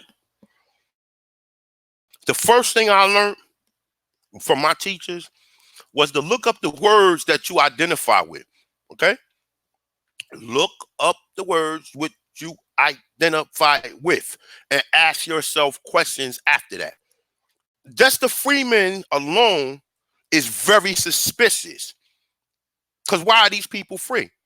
Why couldn't Andrew Jackson and them do nothing with these people that was freemen besides try to send them back to Africa? You understand what I'm saying? But the same thing they say, which is in the historical records, is the same thing what Andrew Jackson says. It's what are we going to do with the children of the woods? Is it going to be morality or extermination or elimination? Morality it is. If you give us jurisdiction, you could stay in the South. Who is he talking to? Who stayed in the South? Did the Indians stay in the South? Is it Indians in the South now? You let me know.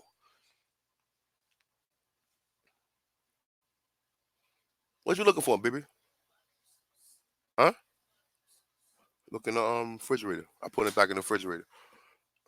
So we know who he was talking to. He was talking about the people who went on the Trail of Tears. Like the few, we told that the original Indians that they, whatever they settled with, they went to Oklahoma, and that's the end of the story. Never mind the millions that stayed behind that's in the South now that's classified as African Americans that they never want to bring up. And you get people like her, and I'm not saying you have to, but you listen, you can't be a smart dumb person. It's either you smart all the way or you dumb. If you only can, just like I say, even with I'm gonna give you an analogy, even with Africans, right?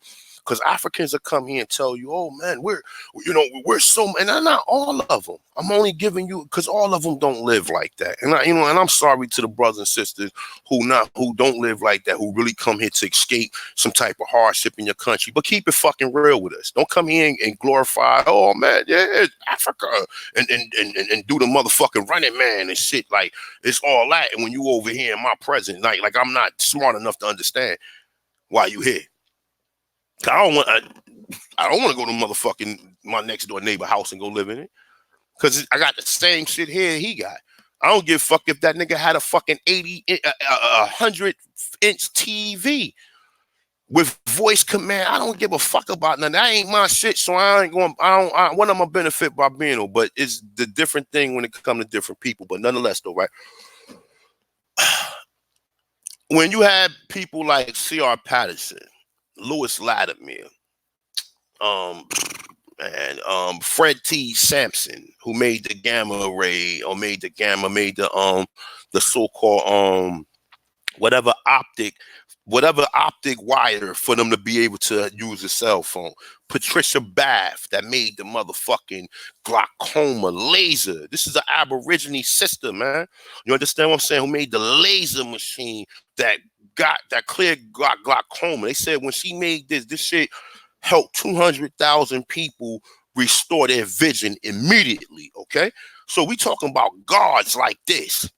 But here we got the African that come along and tell us, oh man, well, you should be doing better. You should have more. Oh, you don't live in an oppressive system and you don't have an oppressive reality. This oppression over here is enough for them to rise over, but it's different for us. It's different for, obviously we had certain personal in certain areas about how we treated it. And it's not the same thing with them. And they don't clearly understand it. You're supposed to get past that and move on. No, because it's forever ending obstacles. After you get over the motherfucking trap door, then you got to get through the motherfucking rolling ball like in Indiana Jones. After you get past that, then there's some other shit. You got to jump fucking 10 feet across to reach the next platform to keep it moving. So it's always something. Always something. Niggas don't come here. They live around drugs, but they don't have the knowledge of it. They don't have the social programming from their so-called people they look up to. Because for some reason, these stupid niggas look up to fucking thoughts and look up to these stupid ass tight pants rappers who sound like the fucking Chipmunks. That's who they look up to.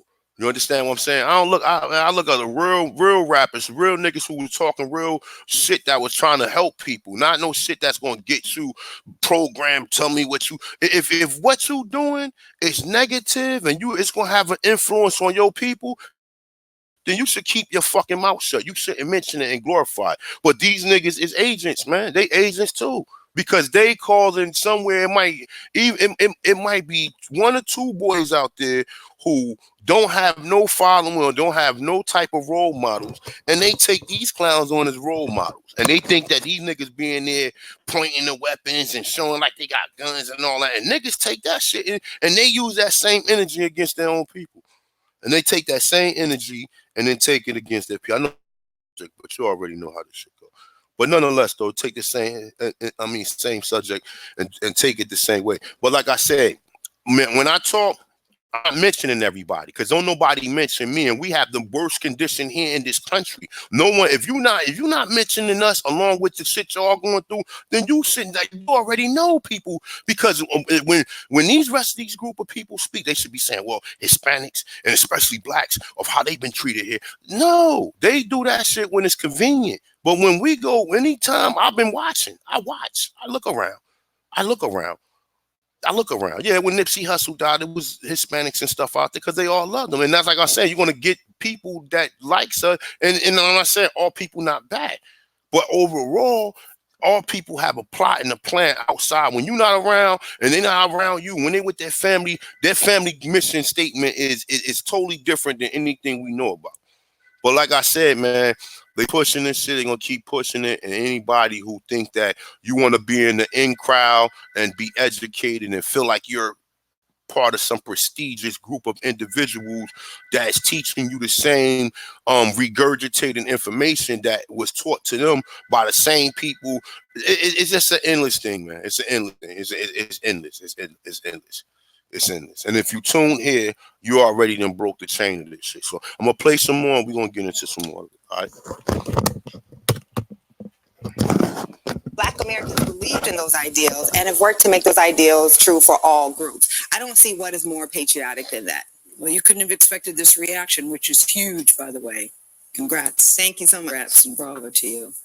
Tomorrow on CBS This Morning, our national correspondent, Jerika Duncan, will take us to the site where the first enslaved Africans arrived in English North America. And she'll introduce us to a family with a very special connection to that historic period.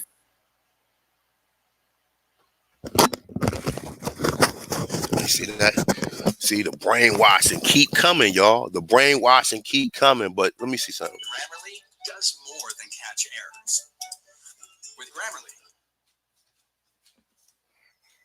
hold up.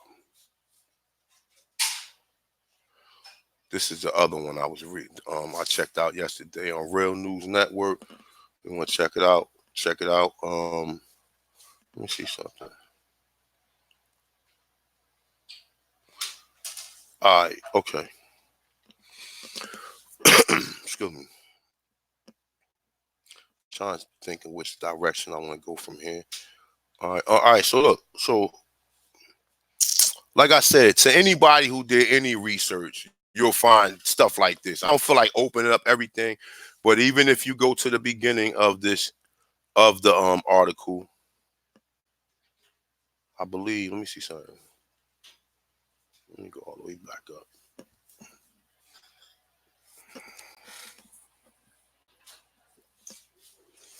All right.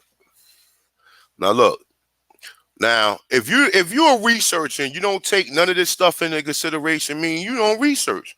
Because this stuff right here will open up a lot of doors for people. And if you will research, you just can't go in and talk about, oh, well, Africans was in, because we're gonna get into black slavery too on this. All right. So we're gonna get into all this shit. Okay, we ain't gonna leave no stones unturned on this video. All right, so like I said, man, those who like to donate to Culture Freedom, Hint Culture.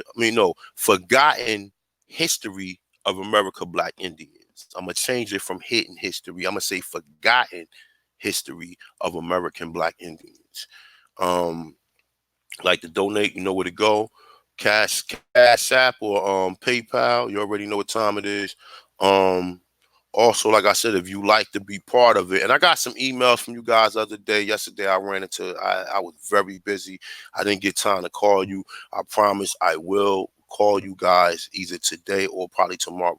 I got the I think I got 6 emails, and I promise you guys, I will call you or whatever. I ain't getting the house till late yesterday. I had a problem with one of my employees. I had to go cover for. I had to go do some, so I got caught up yesterday. So, well, nonetheless, though, all right, so look, now this say, look, it say in 1854, the California State Supreme Court sought to bar all non-Caucasians from equal citizenship and civil rights. It's saying the court stated that the word black may include all Negroes, but the term Negro does not include all black persons. You know why is that? Because he's saying that all black people wasn't Negro, because Negro is a term of servitude. It's saying we are of opinion that the word white, Negro, mulatto, and black person, whenever they occur in the Constitution, must be taken in the generic sense that the word black person in the 14th section, it don't even say black, it say colored. It say colored. They wasn't mentioning black. I have found no documentations that have ever shown me black until in the 1960s. I have none. It was colored. It was people of color or the Negro. That's it. That's all I've heard. I didn't hear nothing about black until niggas start saying black and I'm proud, Stokely Carmichael, and all these other people, right? So now it's saying in a generic sense, the word black person, the 14th Amendment, must be taken as distinguished from whites and necessarily include all races other than Caucasian. Now look, now it's saying that the word black in the 14th section. Now, because look, listen, y'all. Listen. Okay? That the word black in the 14th section, it doesn't say black, it says colored. Now it's saying is taken as distinguished from whites and necessarily include all races other than Caucasians. Okay. Now that's what niggas say that the Moors is when people talk to you about Moors. But nonetheless, though, let's keep it moving. Let's keep it moving. All right. Let me see something real quick. See, I like this. I like this this article right here because it tells you, right? It breaks a lot of shit down, right? Now, look, this is what Tariq Nasheed was talking about yesterday, right? He was saying in the British slave colonies, he was saying that the Spanish supposed to have brought people here, but nah. Verrazano already said the people there was of color rustic. Rustic is Wesley Snipes' color, okay? Rustic is dark brown, my brother. Rustic ain't no light tawny or swarthy color. Rustic is dark brown, my dude. You understand? That's what color rustic is. Verrazano already said the people there was rustic. Herman D. Santos said what the people looked like that was there. Nonetheless, though, it say in the British slave colony of North America along the Atlantic coast, many persons of American ancestry were at times classified as black, of American ancestry. We ain't talking about Aborigine. Were classified as black, Negro, mulatto, and persons of color. Okay, first it was person of color. No, first it was mulatto. I've seen that a lot, and then it was Negro, and then it was always, so them three was always interchangeable when you dealing with a person outside of them being indigenous. And like I said, they was calling these people that terms, but see, they never see when they using the term color. You don't understand that they don't know you from nowhere else. They only calling you colored people of this land because they know you from this land. They're not using that term of, oh, you're a colored African. They know you from this land because they came in and enslaved you. So it's saying all these terms were, of course, used to people of, here you go, African ancestry, the manner in which American and part American was sometimes classified as mulatto and people of color, saying from New England to South Carolina and in the Spanish Empire are explored elsewhere. It's saying the purpose here is to illustrate that the term Negro has also been applied to people of American ancestry. Okay. He ain't saying mix. He's saying American ancestry. Okay. Now we touched on a lot of this stuff. I'm not going to continue. I'm just going to read a little bit more of this right here. But just to know, right here. So the Portuguese usage of the extremely significant, not only, the usage, all right. So not only because American or part American slaves could be referred to as Negro in early shipment records, never said African, but never said African or black, but also it very much affects one's analysis of the population status of the colonial of Brazil.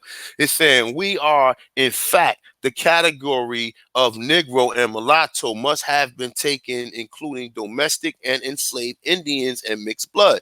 And so far, the term Negro became synonymous with slaves or civil status. It lost any specific color reference and became a general term of abuse of darker people, preferring to be called Puerto as a result. Now, Puerto got something to do with Boricua, okay, but that's a whole nother thing.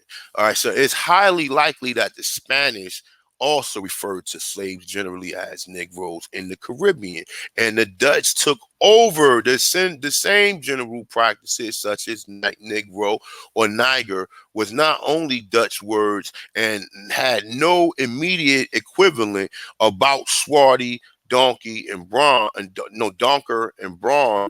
Is saying a Dutch French Spanish dictionary of 1639 has the following entries for Spanish Negro, Niar, Sombri, Akar, Afurkar, whatever, Brawn, Swart, Donker, Brawn. It said thus Spanish Negro could be translated as dark brown. Now look, it's saying as well as swarty. It's saying undoubtedly the usage facilitates making reference to all slaves as Negroes or Nigers in Dutch language. Moreover, it is significant that the Spanish residing in Antwerp in the early 17th century, the preparer of the dictionary saw Negro as being translated in a number of ways in both French and Dutch. Okay, now it's saying by the half of the 16th century, the English were referring to the people of Africa as Ethiopians, Blackamoors, Negroes, and Moors. It's saying somewhat interchangeable. Negroes gradually came to be dominant terms, especially after exhausting contact with the Spanish and Portuguese. It's saying what is not clear is the extent of which the term Negro is constantly translated as black. The automatic association of Negro with black color cannot be assumed since since May. Excuse me. I think he's saying many. Many black Africans are actually medium or dark brown color. In another case, associated graduation arose, and that was between Negro and slaves. The earlier legislation commonly referred to Negroes and other slaves as Negro, mulatto, and Indian slaves. Over the year, Negro and black became synonymous with enslavement. Okay, now it was never black; it was always Negro. All right, so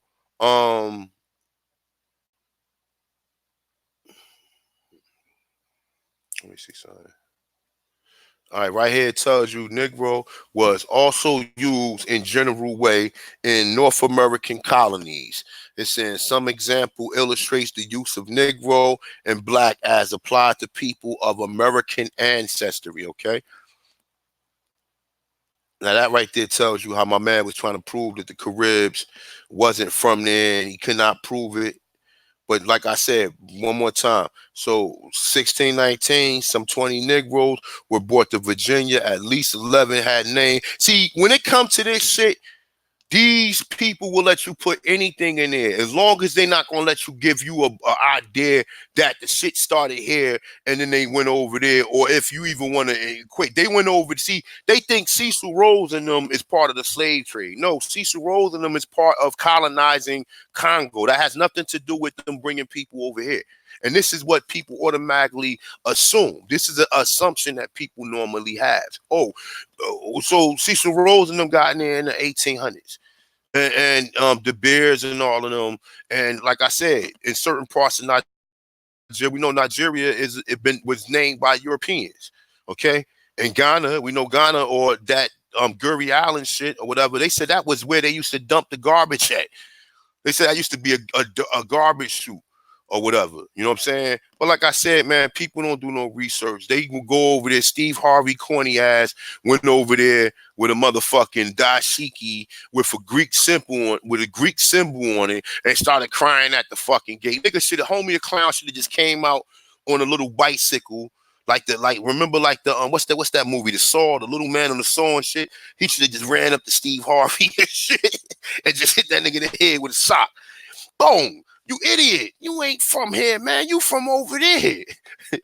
Yo, I can't make this shit up. This shit is funny, though. But in 1619, some 20 Negroes was brought to Virginia. At least 11 had names of Spanish or probably Spanish character. Later, they were joined by Negroes and mulattoes with names such as Antonio, John Pedro. These Spanish-derived servants could have well been part of American ancestry. However, no evidence is available. So if no evidence is available, how are you making all these assumptions? Oh, because someone filled in the missing piece for you and told you these are Africans. They gotta be Africans.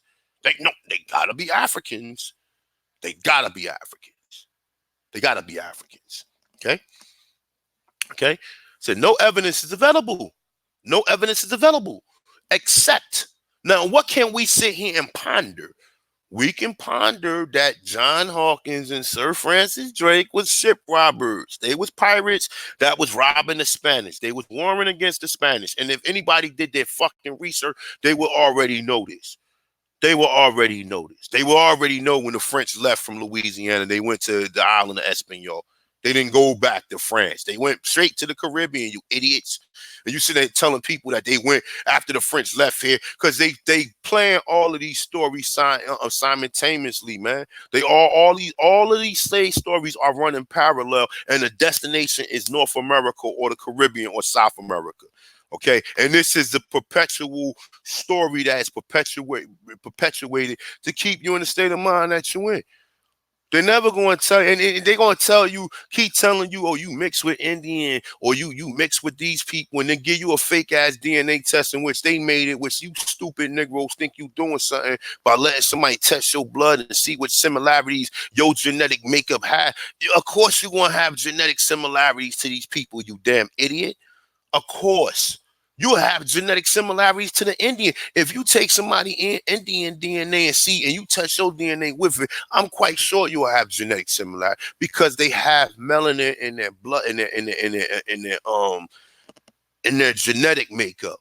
Now the difference is going to be when you start getting to the hair, you start getting to the facial features, you start getting to the fact that some of them is not built, or they don't have some chemicals that make our genetic buildup for us to put on muscle, or for us to run in, and our endurance factors. And it's a lot of stuff that come in with the American Indian that a lot of people can't compensate. You know what I'm saying? They can't, they can't, like, because some of the stuff is in our genetic makeup. Okay. Now, like I said, what makes your genetic makeup will definitely be nutrients. The nutrients will change your genetic makeup, because the genetic makeup and the nutrients all come from the soil.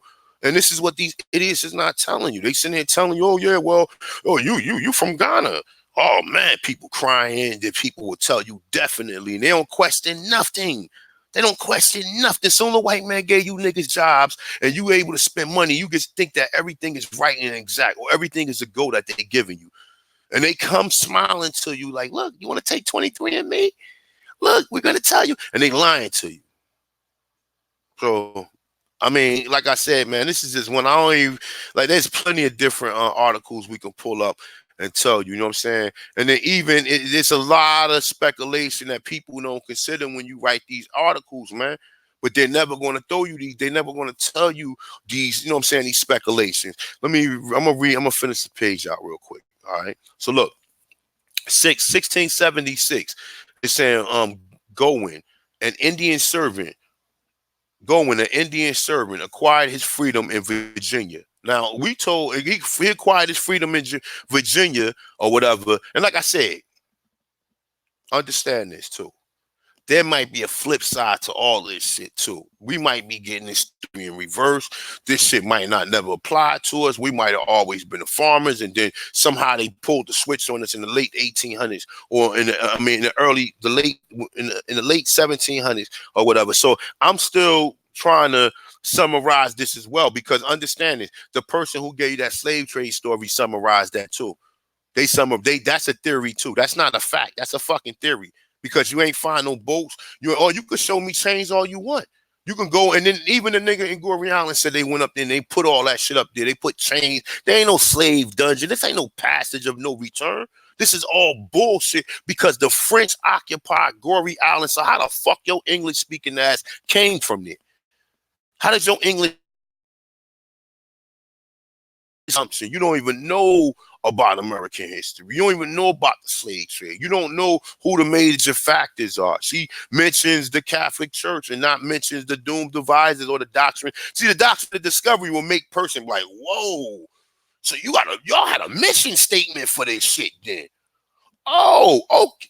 It will be clear. That's why no one speaks about it. Because it's clear. You have a mission statement, what you plan to do. That's evidence. But they're not going to mention that. You mention a few names and try to make it seem like, oh, it was a few people conspiring to do this. But it was an overall effort. It was an overall effort. It was an effort of European powers to rush over here to dominate. And that's what happened. Because, like I said, when Columbus goes back to Europe or whatever and takes back these Negroes, we got the pictures, man. We got the St. Mary of the Good, when what these images of these people look like. So we ain't got to speculate. They got afros. That's clues. People will say, oh, this is just a picture. So show me your pictures you got.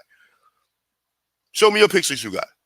You want to show me some pictures of the 1900s of some black people working on their own farm and saying that these people enslaved, when my fucking father told me he was picking cotton for his own family? And how many other people got that same story? They showing you pictures from the 1900s of independent farms, and they say, oh, these are slaves, look. Man, shut the fuck up, yo. These are independent farm owners. What are you talking about?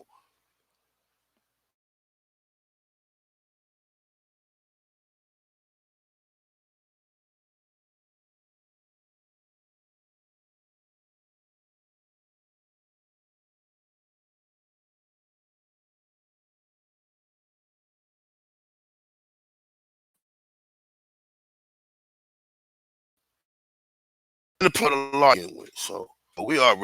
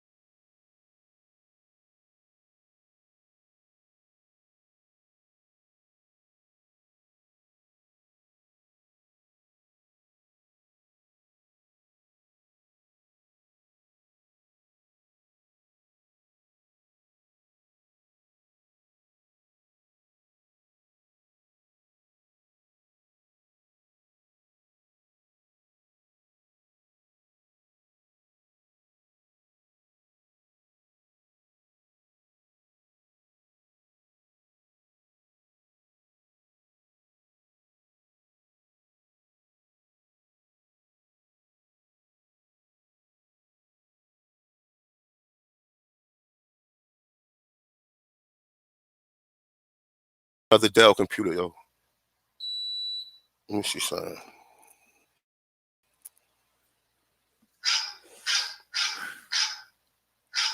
Hold tight for a minute. Let me see what's going on.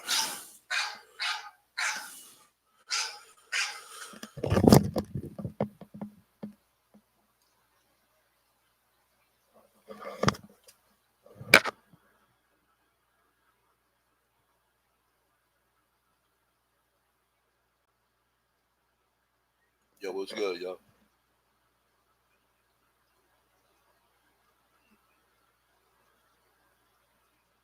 Oh, it stopped, or is it still going, or did it stop? All right, okay. All right, you can see the screen and everything, right? All right, okay. Yo, I see your link in a minute, man. As soon as shit stop malfunctioning. All right, no doubt. Everything good with you? All right, no doubt, bro. No doubt. Peace, man. All right, so let me see something. Let me make sure we back, man. What the fuck, yo? This shit was bullshit. All right, okay, we good now. All right, so let me go back up here, y'all. All right, so in 1670, the population of Virginia colony was said to be 40,000, including 2,000 black slaves. Evidence indicates that there could not have been that many Africans there. And also, now, like I said, real quick, just to keep on this point, listen. The Powhatan Nation was warring with the white settlers around this same time, so they was not letting these people come here and set up colonies like that. So it's no way that they could bring Africans here and enslave them and have them work. It's no way. It's no way. You have to understand these people was warring. He kidnapped this nigga daughter, my dude. He kidnapped Pocahontas. So you think, and then he ain't returned with her. You thought it was just going to be some, it was on site. It was on site. So you think that they knew that these people was in certain parts of the land and they allowed them to function? Come on, man. You was just fucking brain. But people don't research. They go to these European institutions and then they teach you how to think, but they don't teach you how to use your brain for your own purpose. They don't teach you how to use your brain for, but I went in this shit already unprogrammed from all this shit. So I already knew some shit was bullshit and some shit wasn't bullshit. All right, so now look. So it's saying it's saying evidence indicates that there could not have been many Africans. It's saying that also that there was a great number. Now these is captures, man, from the Powhatans, man. This is when they tell you they was running through raiding people, the tribes, because the tribes are stationary. These people coming on boats, so they can plot and come anytime and run down on you and run down on your camp or run down on your tribe and burn your fucking city up. And then the people who leave from there, now they homeless. Now they ain't got, and then they run you from that area where your resources is at. So you become a stray on the land, unless you live on the land and you move and go or be adopted by other tribes. You have to take all this in consideration to what is being said. All right, so look, so it's saying, it's saying it could not have been that many Africans there, and also that there were a great many American slaves or servants. Thus, the total of blacks may have included a good many Americans. In 1698, 3 fugitive Negroes were reported in North Carolina, of whom were an American. It says similarly, a list of Negroes imported into Virginia 1710 to 1718 by sea include at least 69 Indians, most from the Carolinas. Likewise, the list of Negroes brought to New York in 1715, 1736 include many slaves of probable or stated American history from Campeche,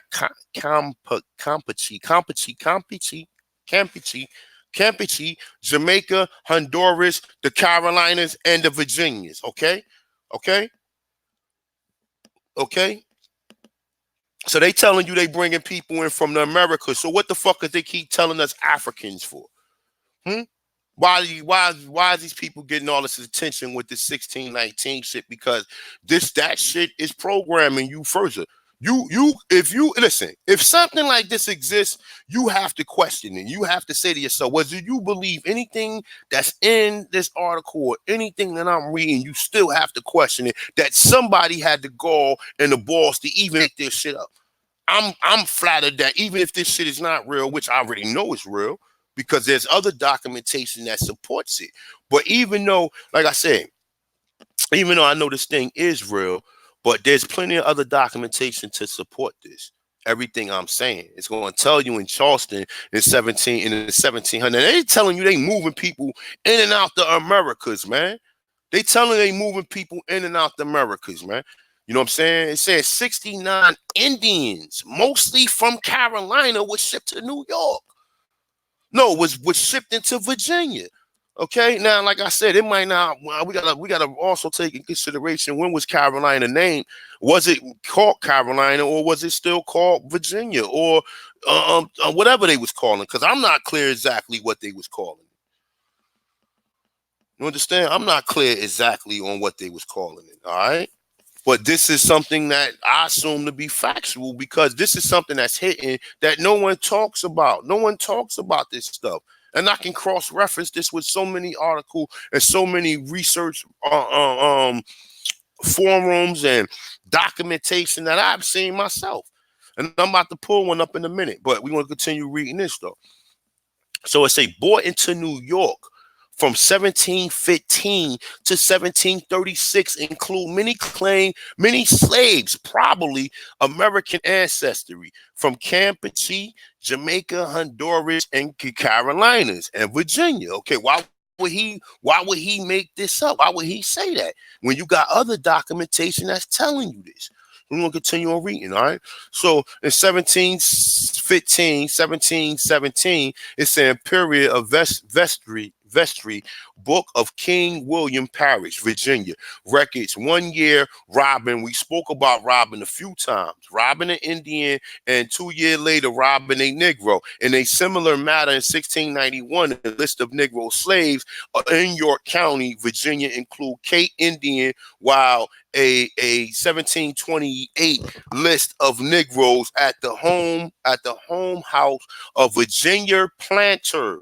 The planters, okay? Virginia planter include Indian Robin. Robin, incidentally, is a common name for slaves of American ancestry. In 1748, there was an advertisement in New York for a Negro man called Robin, almost the complexion of an Indian, talks good English, can read and write, and play the fiddle. In 1723, Virginia adopted the law depriving free Negro, mulatto, and Indians of certain basic civil rights. The act was disallowed by the British official, but in 1735, Lieutenant Governor Gooch defended it by asserting that he wanted to make a perpetual ban upon free Negroes and mulattoes by excluding them from the great privilege of a free man. Okay, so he wanted to make the free Negroes sit. Now you have to question this shit. Okay, Crispic Attucks was not no slave. And this is how disrespectful that the people who writing this shit is. Because any and every, I'm reading that there's free Negroes. This is in the 1735. So I'm reading that it's free. It was free Negroes back in the 1600s, from the time they got here. Okay? So overstand that. But check it out. So he's saying, all right, so this free Negroes sensible that the distinction ought to be made between their offsprings and the descendants of an Englishman, of whom they never were actually accounted equal. Now, look, they was doing this shit back then, okay? It's saying since the act applied to Native American and half American mulatto, Gooch language would seem to include them under the general category of free Negroes and mulattoes, okay? Now look, it's saying, well, clarification, the terminology was provided in 1719 by the government of South Carolina when it decided for preventing all doubts and scruples that may arise what ought to be taxed on mustees, mulattoes, etc. Saying all such slaves are not entirely Indians shall be accounted as Negroes. The significance of this act that all later enumerated of Indians, the Indian slaves in South Carolina, has to be analyzed with the thought in mind that Negroes was probably one half or other fractions of American ancestry.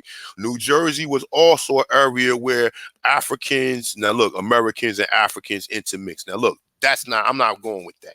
Okay, because it's already telling you that why would they bring Africans to New Jersey when they're in New York? They telling you they bringing people from the Americas already. So I'm not falling for that right there. I'm not falling for that because because they're already practicing something that's working for them. So why would you automatically assume that in New Jersey, even though New York is right next door, we can went right up. Look, we go right up. We can go right up and read this. Look, we go right back up here and read it. See, you can't get this shit passed on me, my dude. Look, it's saying in 1698, 3 fugitive Negroes was reported in North Carolina, of whom was an American. Similarly, a list of Negroes imported into Virginia in 1710 and 1718 by sea includes 69 Indians, mostly from Carolina. Likewise, the list of Negroes brought into New York from 1715 to 1736 include many of probable stated American ancestry: Campeche, Jamaica, Honduras, and Carolina and Virginia. New York is too close to New Jersey for you to change up your practices. See, that's why I'm saying, like, you even have to fact check you have to sit and say to yourself, well, wait a minute. You get said in New York, you was bringing people from the Caribbean or from South America. Why would you change your practices up in New Jersey when New Jersey right next door to it? You understand? See, you have to really clearly look at this. Now, look. This even tell you in here, it's telling you, let me see something. Hold up. Did I pass it already? I think I passed it. Hold up. Let me see something. No, I think it's down here. I think I passed it. No, it's right there. I passed it right there. So look. So it's telling you right there. Now look. Now he's saying African. Now look. It's saying New Jersey was also an area where Americans and Africans intermix. It's saying a considerable frequency, right? It's saying in 1734, the advertisement appeared for a recovery of wine, right? Now he's saying wine. He is half Indian and half Negro. He plays the fiddle and speak English, and his country Indian. It's saying wine was not specifically called a Negro, but in 1749, the advertisement read, runaway on the 20th of September last from Cohansey, a very lusty Negro fella named Sampson, about 53 years and had some Indian blood in him. It's saying he had with him a boy 12 to 13 of age named Sam, was born of an Indian woman and looks like an Indian, only its hair, they both talk Indian very well. And it's likely they have dressed themselves in Indian dress and going to Carolina. Now look, like I said, there's a lot of stuff going on in Carolina, man, that people sitting here playing with us about, but you got to do the research. You have to do the research, and you have to consider everything, man, because they're not telling you about a lot of this shit, bro. And it's done on purpose. It's done on purpose. Now look, let's go down and read a little bit of this right here. Now, this is showing you that in that area, 1619, that they enslaving Indians, my dude. And they telling you that they're not. Now, like I said, I might have to revisit this shit later on and take back that these people might not been slaves at all. I don't understand. All these people was not slaves. So we know this. Okay, but let's go now. Okay. So Let's go down. So let me see something. Read a little bit more of this. All right. So it's saying from these examples. Now look, it's saying from these examples, we could see that the mixed American African. You not say like I said. Now listen, where in this pamphlet did he tell us that they brought Africans here except New Jersey? Okay. So now, like I said, and then also he's saying that these people are Negroes. So how can you automatically assume that they're Africans when you know that it was already Negro in the Caribbean already? How can you make that assumption? You can't make that assumption. That's what I'm saying. You can't keep 1 minute, you can't say these people was American, then 1 minute say that they're African when you ain't implementing no information that these people may have came from over there. You tell them on one hand saying people came from South America, and then on the other hand that now they're coming from Africa. And that's what I'm saying. Like even when you read this, because I already know at this point in time. I'm already in the knowing of this shit. So look, from these examples, we can see that people of mixed and African ancestry could be called Negroes in New Jersey, right? Cyrus Bustow and a Philadelphia baker, right? Fucking what's her name? Anita Baker, okay? It said black. Now it's saying black when we know they wasn't calling nobody black, it was Negro. It's saying born in 1732 at Burlington, New Jersey, okay? Married a Delaware Indian woman. His son became a Quaker and an anti-slavery leader and was known as a Negro. Now look, married a Delaware Indian. First you're saying it's Cyrus. You saying he was a Negro, but then you saying that they calling the Indians Negroes too. So you have to clarify this stuff, and I'm going to do it. Okay? In Canada, in 1747, 4 Negroes and a Panis, American slaves, escaped from Montreal. A French writer referred to them simply as Negroes. In 1759, one Sounder, a runaway slave, was described in South Carolina as a Negro, a musty breed. A musty meant either European and American or European and American. Now you're gonna say African, no, you're gonna say American too. It's saying in 1775, authorities in South Carolina was ordered to apprehend John Swan, a reported free Negro of mestizo man. Okay.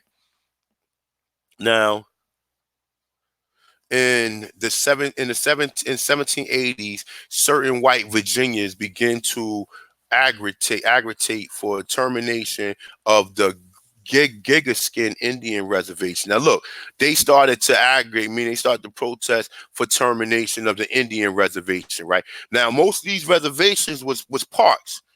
Most of these reservations, most of these places where these people was living was parks, man. And they took the parks from them, bro. I'm telling you, a lot of these places are now parks, man. Word is bond. Now look, a reservation in Northampton County. It's saying the reserve was described as an asylum for free Negroes, and it was alleged that the Americans had at length became nearly extinct, there being at this time not more than 3 or 4 genuine Indian. It's saying the place of its harbor and convenient asylum for an idle set of free Negroes. In 1812, it was argued that the place is now inhabited by many black men as Indians. The Indian women have many of them marry black men, and the majority probably of the inhabitants are black and have black blood in them. Now he's saying it wasn't using that term, he's saying color. Remember, I got color blood. All right, so the real Indians are few. This is what they're claiming. Okay, the reserve was allotted in 1813, and by 1832, whites had acquired most of it. Now look, see, whites have acquired most of it. They stole more land. Look, in 1828, the Gigaskin descendants were described as respectable Negro landowners. Look, see, look, listen. Listen, you can't in one case tell me that these are Indians and now they just describing them as Negro landowners, and then you could tell me the difference from an African that mixed with them. This is the bullshit. And this is why I'm saying forever, they're making this shit so confusing to where you can't really pinpoint it. But they're not going to even give you this much information for you to even understand it. Because if most niggas thought they was half Indian or understood how much Indian they got in them, then they would have been took up some type of claim for that shit. Because they just don't understand. They just don't. But it is what it is, though.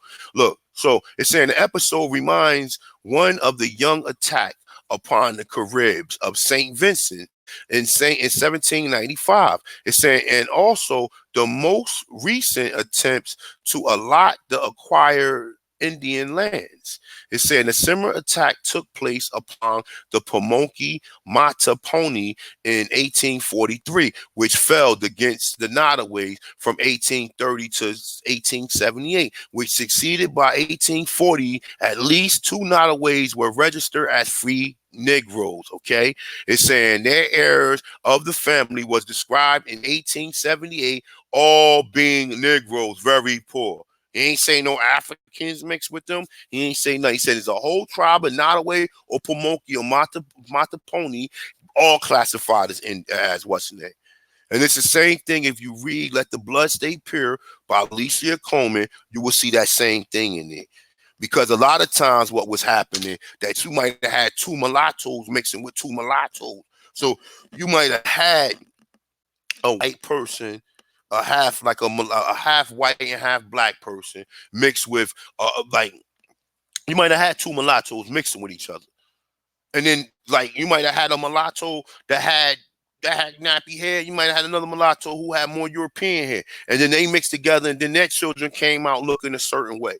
But that's only in some instances. You have to understand that there's a lot of different things that played out, and you have to really understand that. All right, so boom, it told you right there.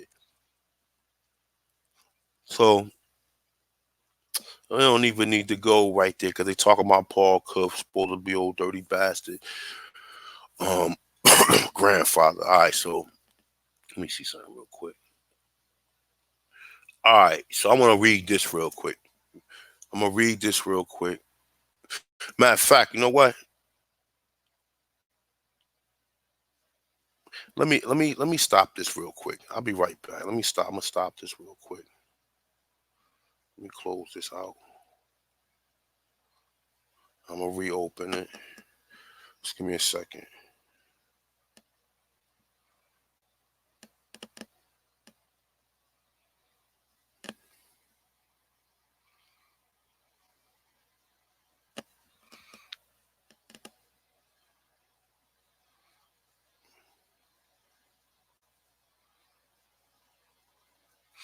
All right, so let me see something real quick. Let me go back. I'm gonna show you something. A few things before I close that out.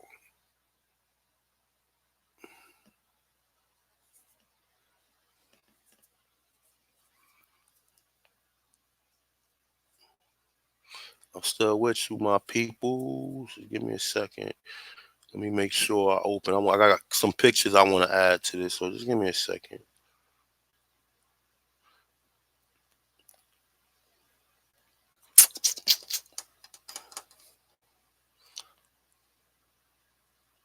I'm gonna give you some images. Some of the people who come here who don't know shit, who think they know everything. I'm gonna give you some images of the people in Virginia, because you got to deal with Virginia, because Virginia is where it started at. So if they got images of niggers in Virginia, that you see, people look at these pictures and think they fucking Africans, man. It's so funny. Like, I'll be sitting there like, you guys are the worst, man. You guys can't tell shit. Let me see. Well, these are fucking Negroes, all of them. And then niggas don't even understand, and they think that these people.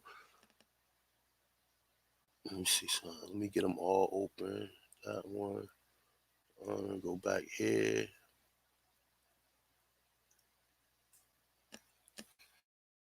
Well, you guys have seen these pictures many of times, all right?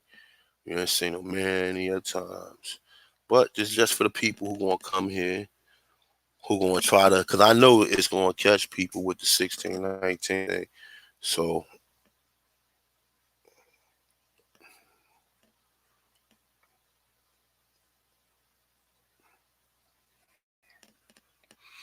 And I dare people to challenge it because you can't challenge it because it ain't, the Indians ain't supposed to look the same as the Africans, my dude. That's not supposed to be going on. And don't sit here and tell me who's who. Nah, I know the screen is black, y'all. Just hold on. I stopped I stopped sharing the screen, y'all. Just give me a second, y'all. I got you. Good looking, my brother. Just give me a second. I'm about to put it back up.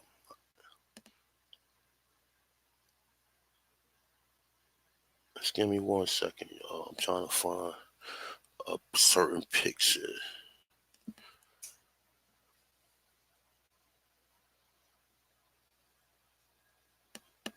Because most people don't understand what the fuck they see. They think these are Africans, man. And shit is so funny. Like, nigga, it's tricking the hell out you dummies, man. And even people like, you know, who's supposed to be so-called educated and know so much and supposed to be, oh, man, you know, premiered as these top thinkers and shit. They can't think their way out of a fucking paper bag, man. And this is a fact. See, there's too much evidence that showed it was Negroes here. Give me a second, y'all. I'm still pulling my shit up. Let's see what this is. All right, that's something else. See, people think because they rap, you see them wrapped up with something. What did Columbus say? He said they go as naked as their mother boredom in some certain places. Because they wasn't dealing with that lust shit like the European was when he came here. So, all right, this is the major one. I wanted to see that one. This one right here. This one. I'm about to show you guys in a minute. I'll open up in a second. Oh, shit.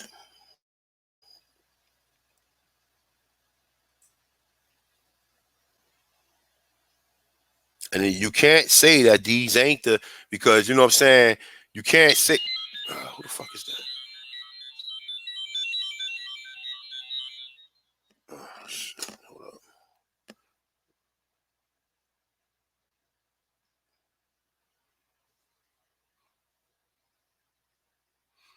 All right, hold up. I got this one. All right, so boom. All right. Got them. Open this back up. Hold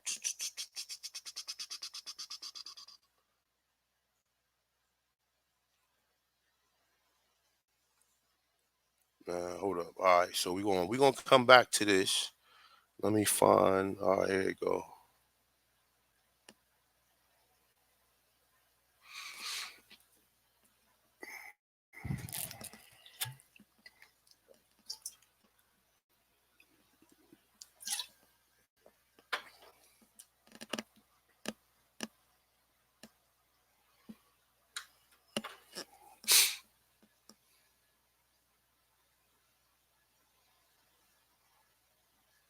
All right, give me a second. It's just freezing up again.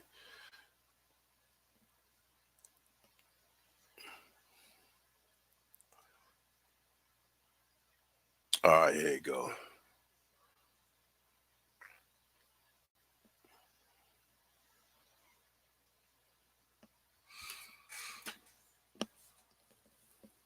Shout out to everybody in the chat room, man.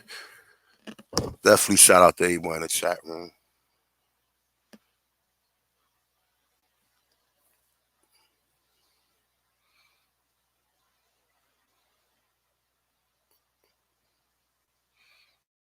All right, give me a second because it should be. The fuck just happened? Where is it at? All right, there you go. All right.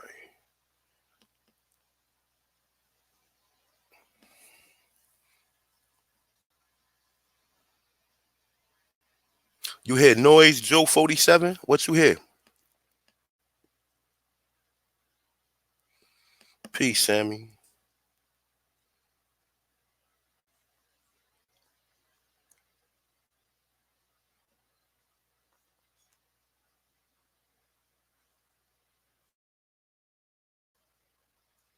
All right, hold up. It's kind of dope, though. I was checking this program. dope though.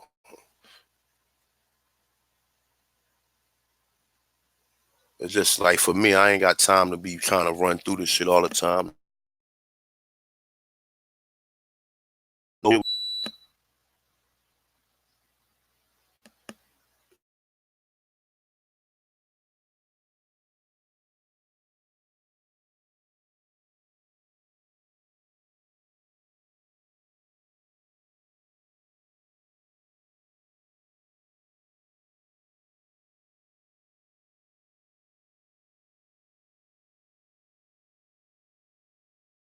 So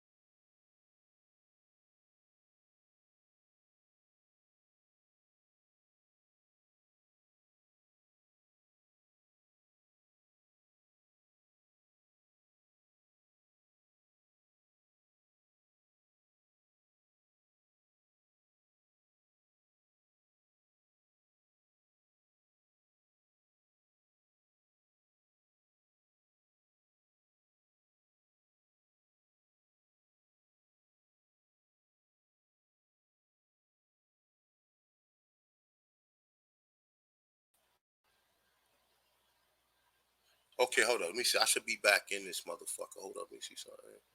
Pembroke. Can you see? Go back on now. See if you see me. Is it still buffering, or just the screen black? All right. Let me see something. All right. Let me see what happens.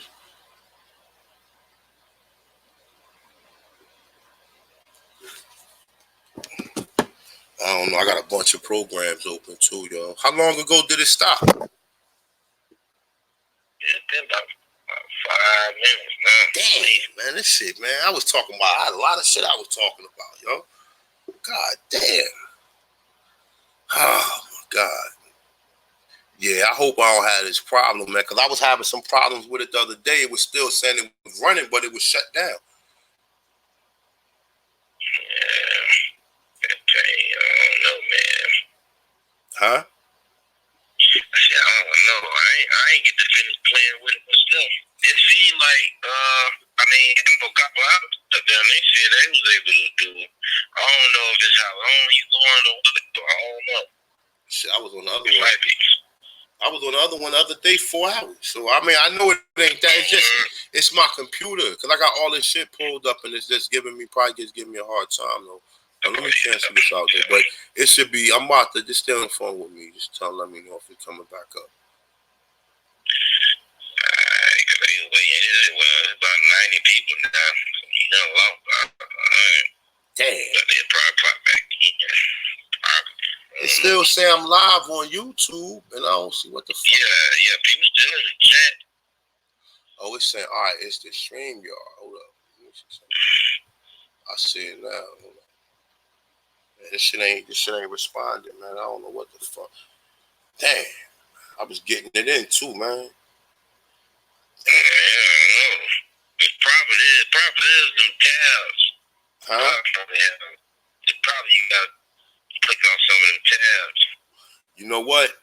I got a bunch of shit pulled up, so I ain't worried about it. I'm gonna come back tonight. If I don't finish it now, I'm gonna come back tonight, and whatever I got up there, I'm gonna leave this. I'm gonna come back tonight and finish it. But when I'm gonna do it, I'm gonna reboot my computer before I do it to make sure I don't have this problem. Cause my computer don't never do this shit.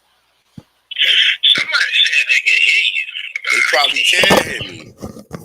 Like they probably can. It's probably still going, but it's like my screen is fucked up. I don't know why it's buffering. It's taking a long time. I don't want to if I shut my computer down, it's going to be a wrap.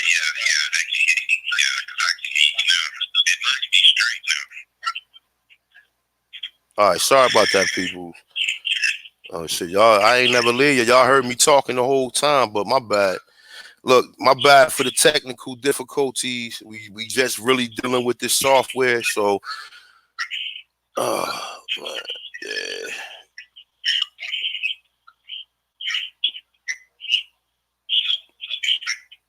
I can't even end it if I wanted to end it.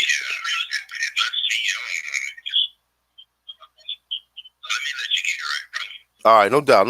I got you. Hey, all right, peace, man. So y'all heard that. So if I can't finish this now, I will finish this shit tonight. I promise you. I'm gonna finish it tonight, and I got some other stuff that I wanted. I ain't even done with the whole thing. What I wanted to do, I wanted to show the pictures. Then I had another like 3 or 4 other articles. So this was gonna be a little longer anyway. It's gonna be about another hour or so anyway. But right now, I can't even touch my screen. I can't do nothing on the screen because the shit is still buffering, and it won't let me. I can't even use the circular.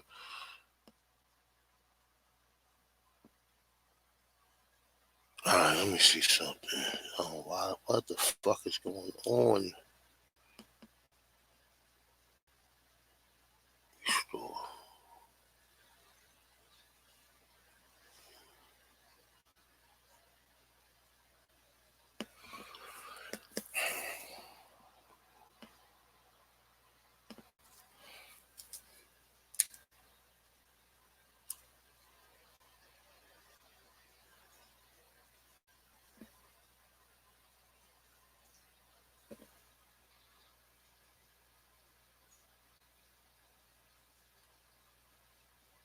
I'm still with y'all. I'm just trying to trying to resolve this shit, but it's giving me a hard time. It's not letting me. I'm just going to close it out. And what I'm going to do is, like I said, I'll finish it tonight. I'll finish it, start off exactly where I was at. And I'll clear some of this shit off on my computer because I do not want to keep having this problem with this software. So sorry about the technical difficulties. Wasn't my intention. Sorry about it. I'm about to shut it down right now. But I will finish it. Thank everybody coming through. Let me see something.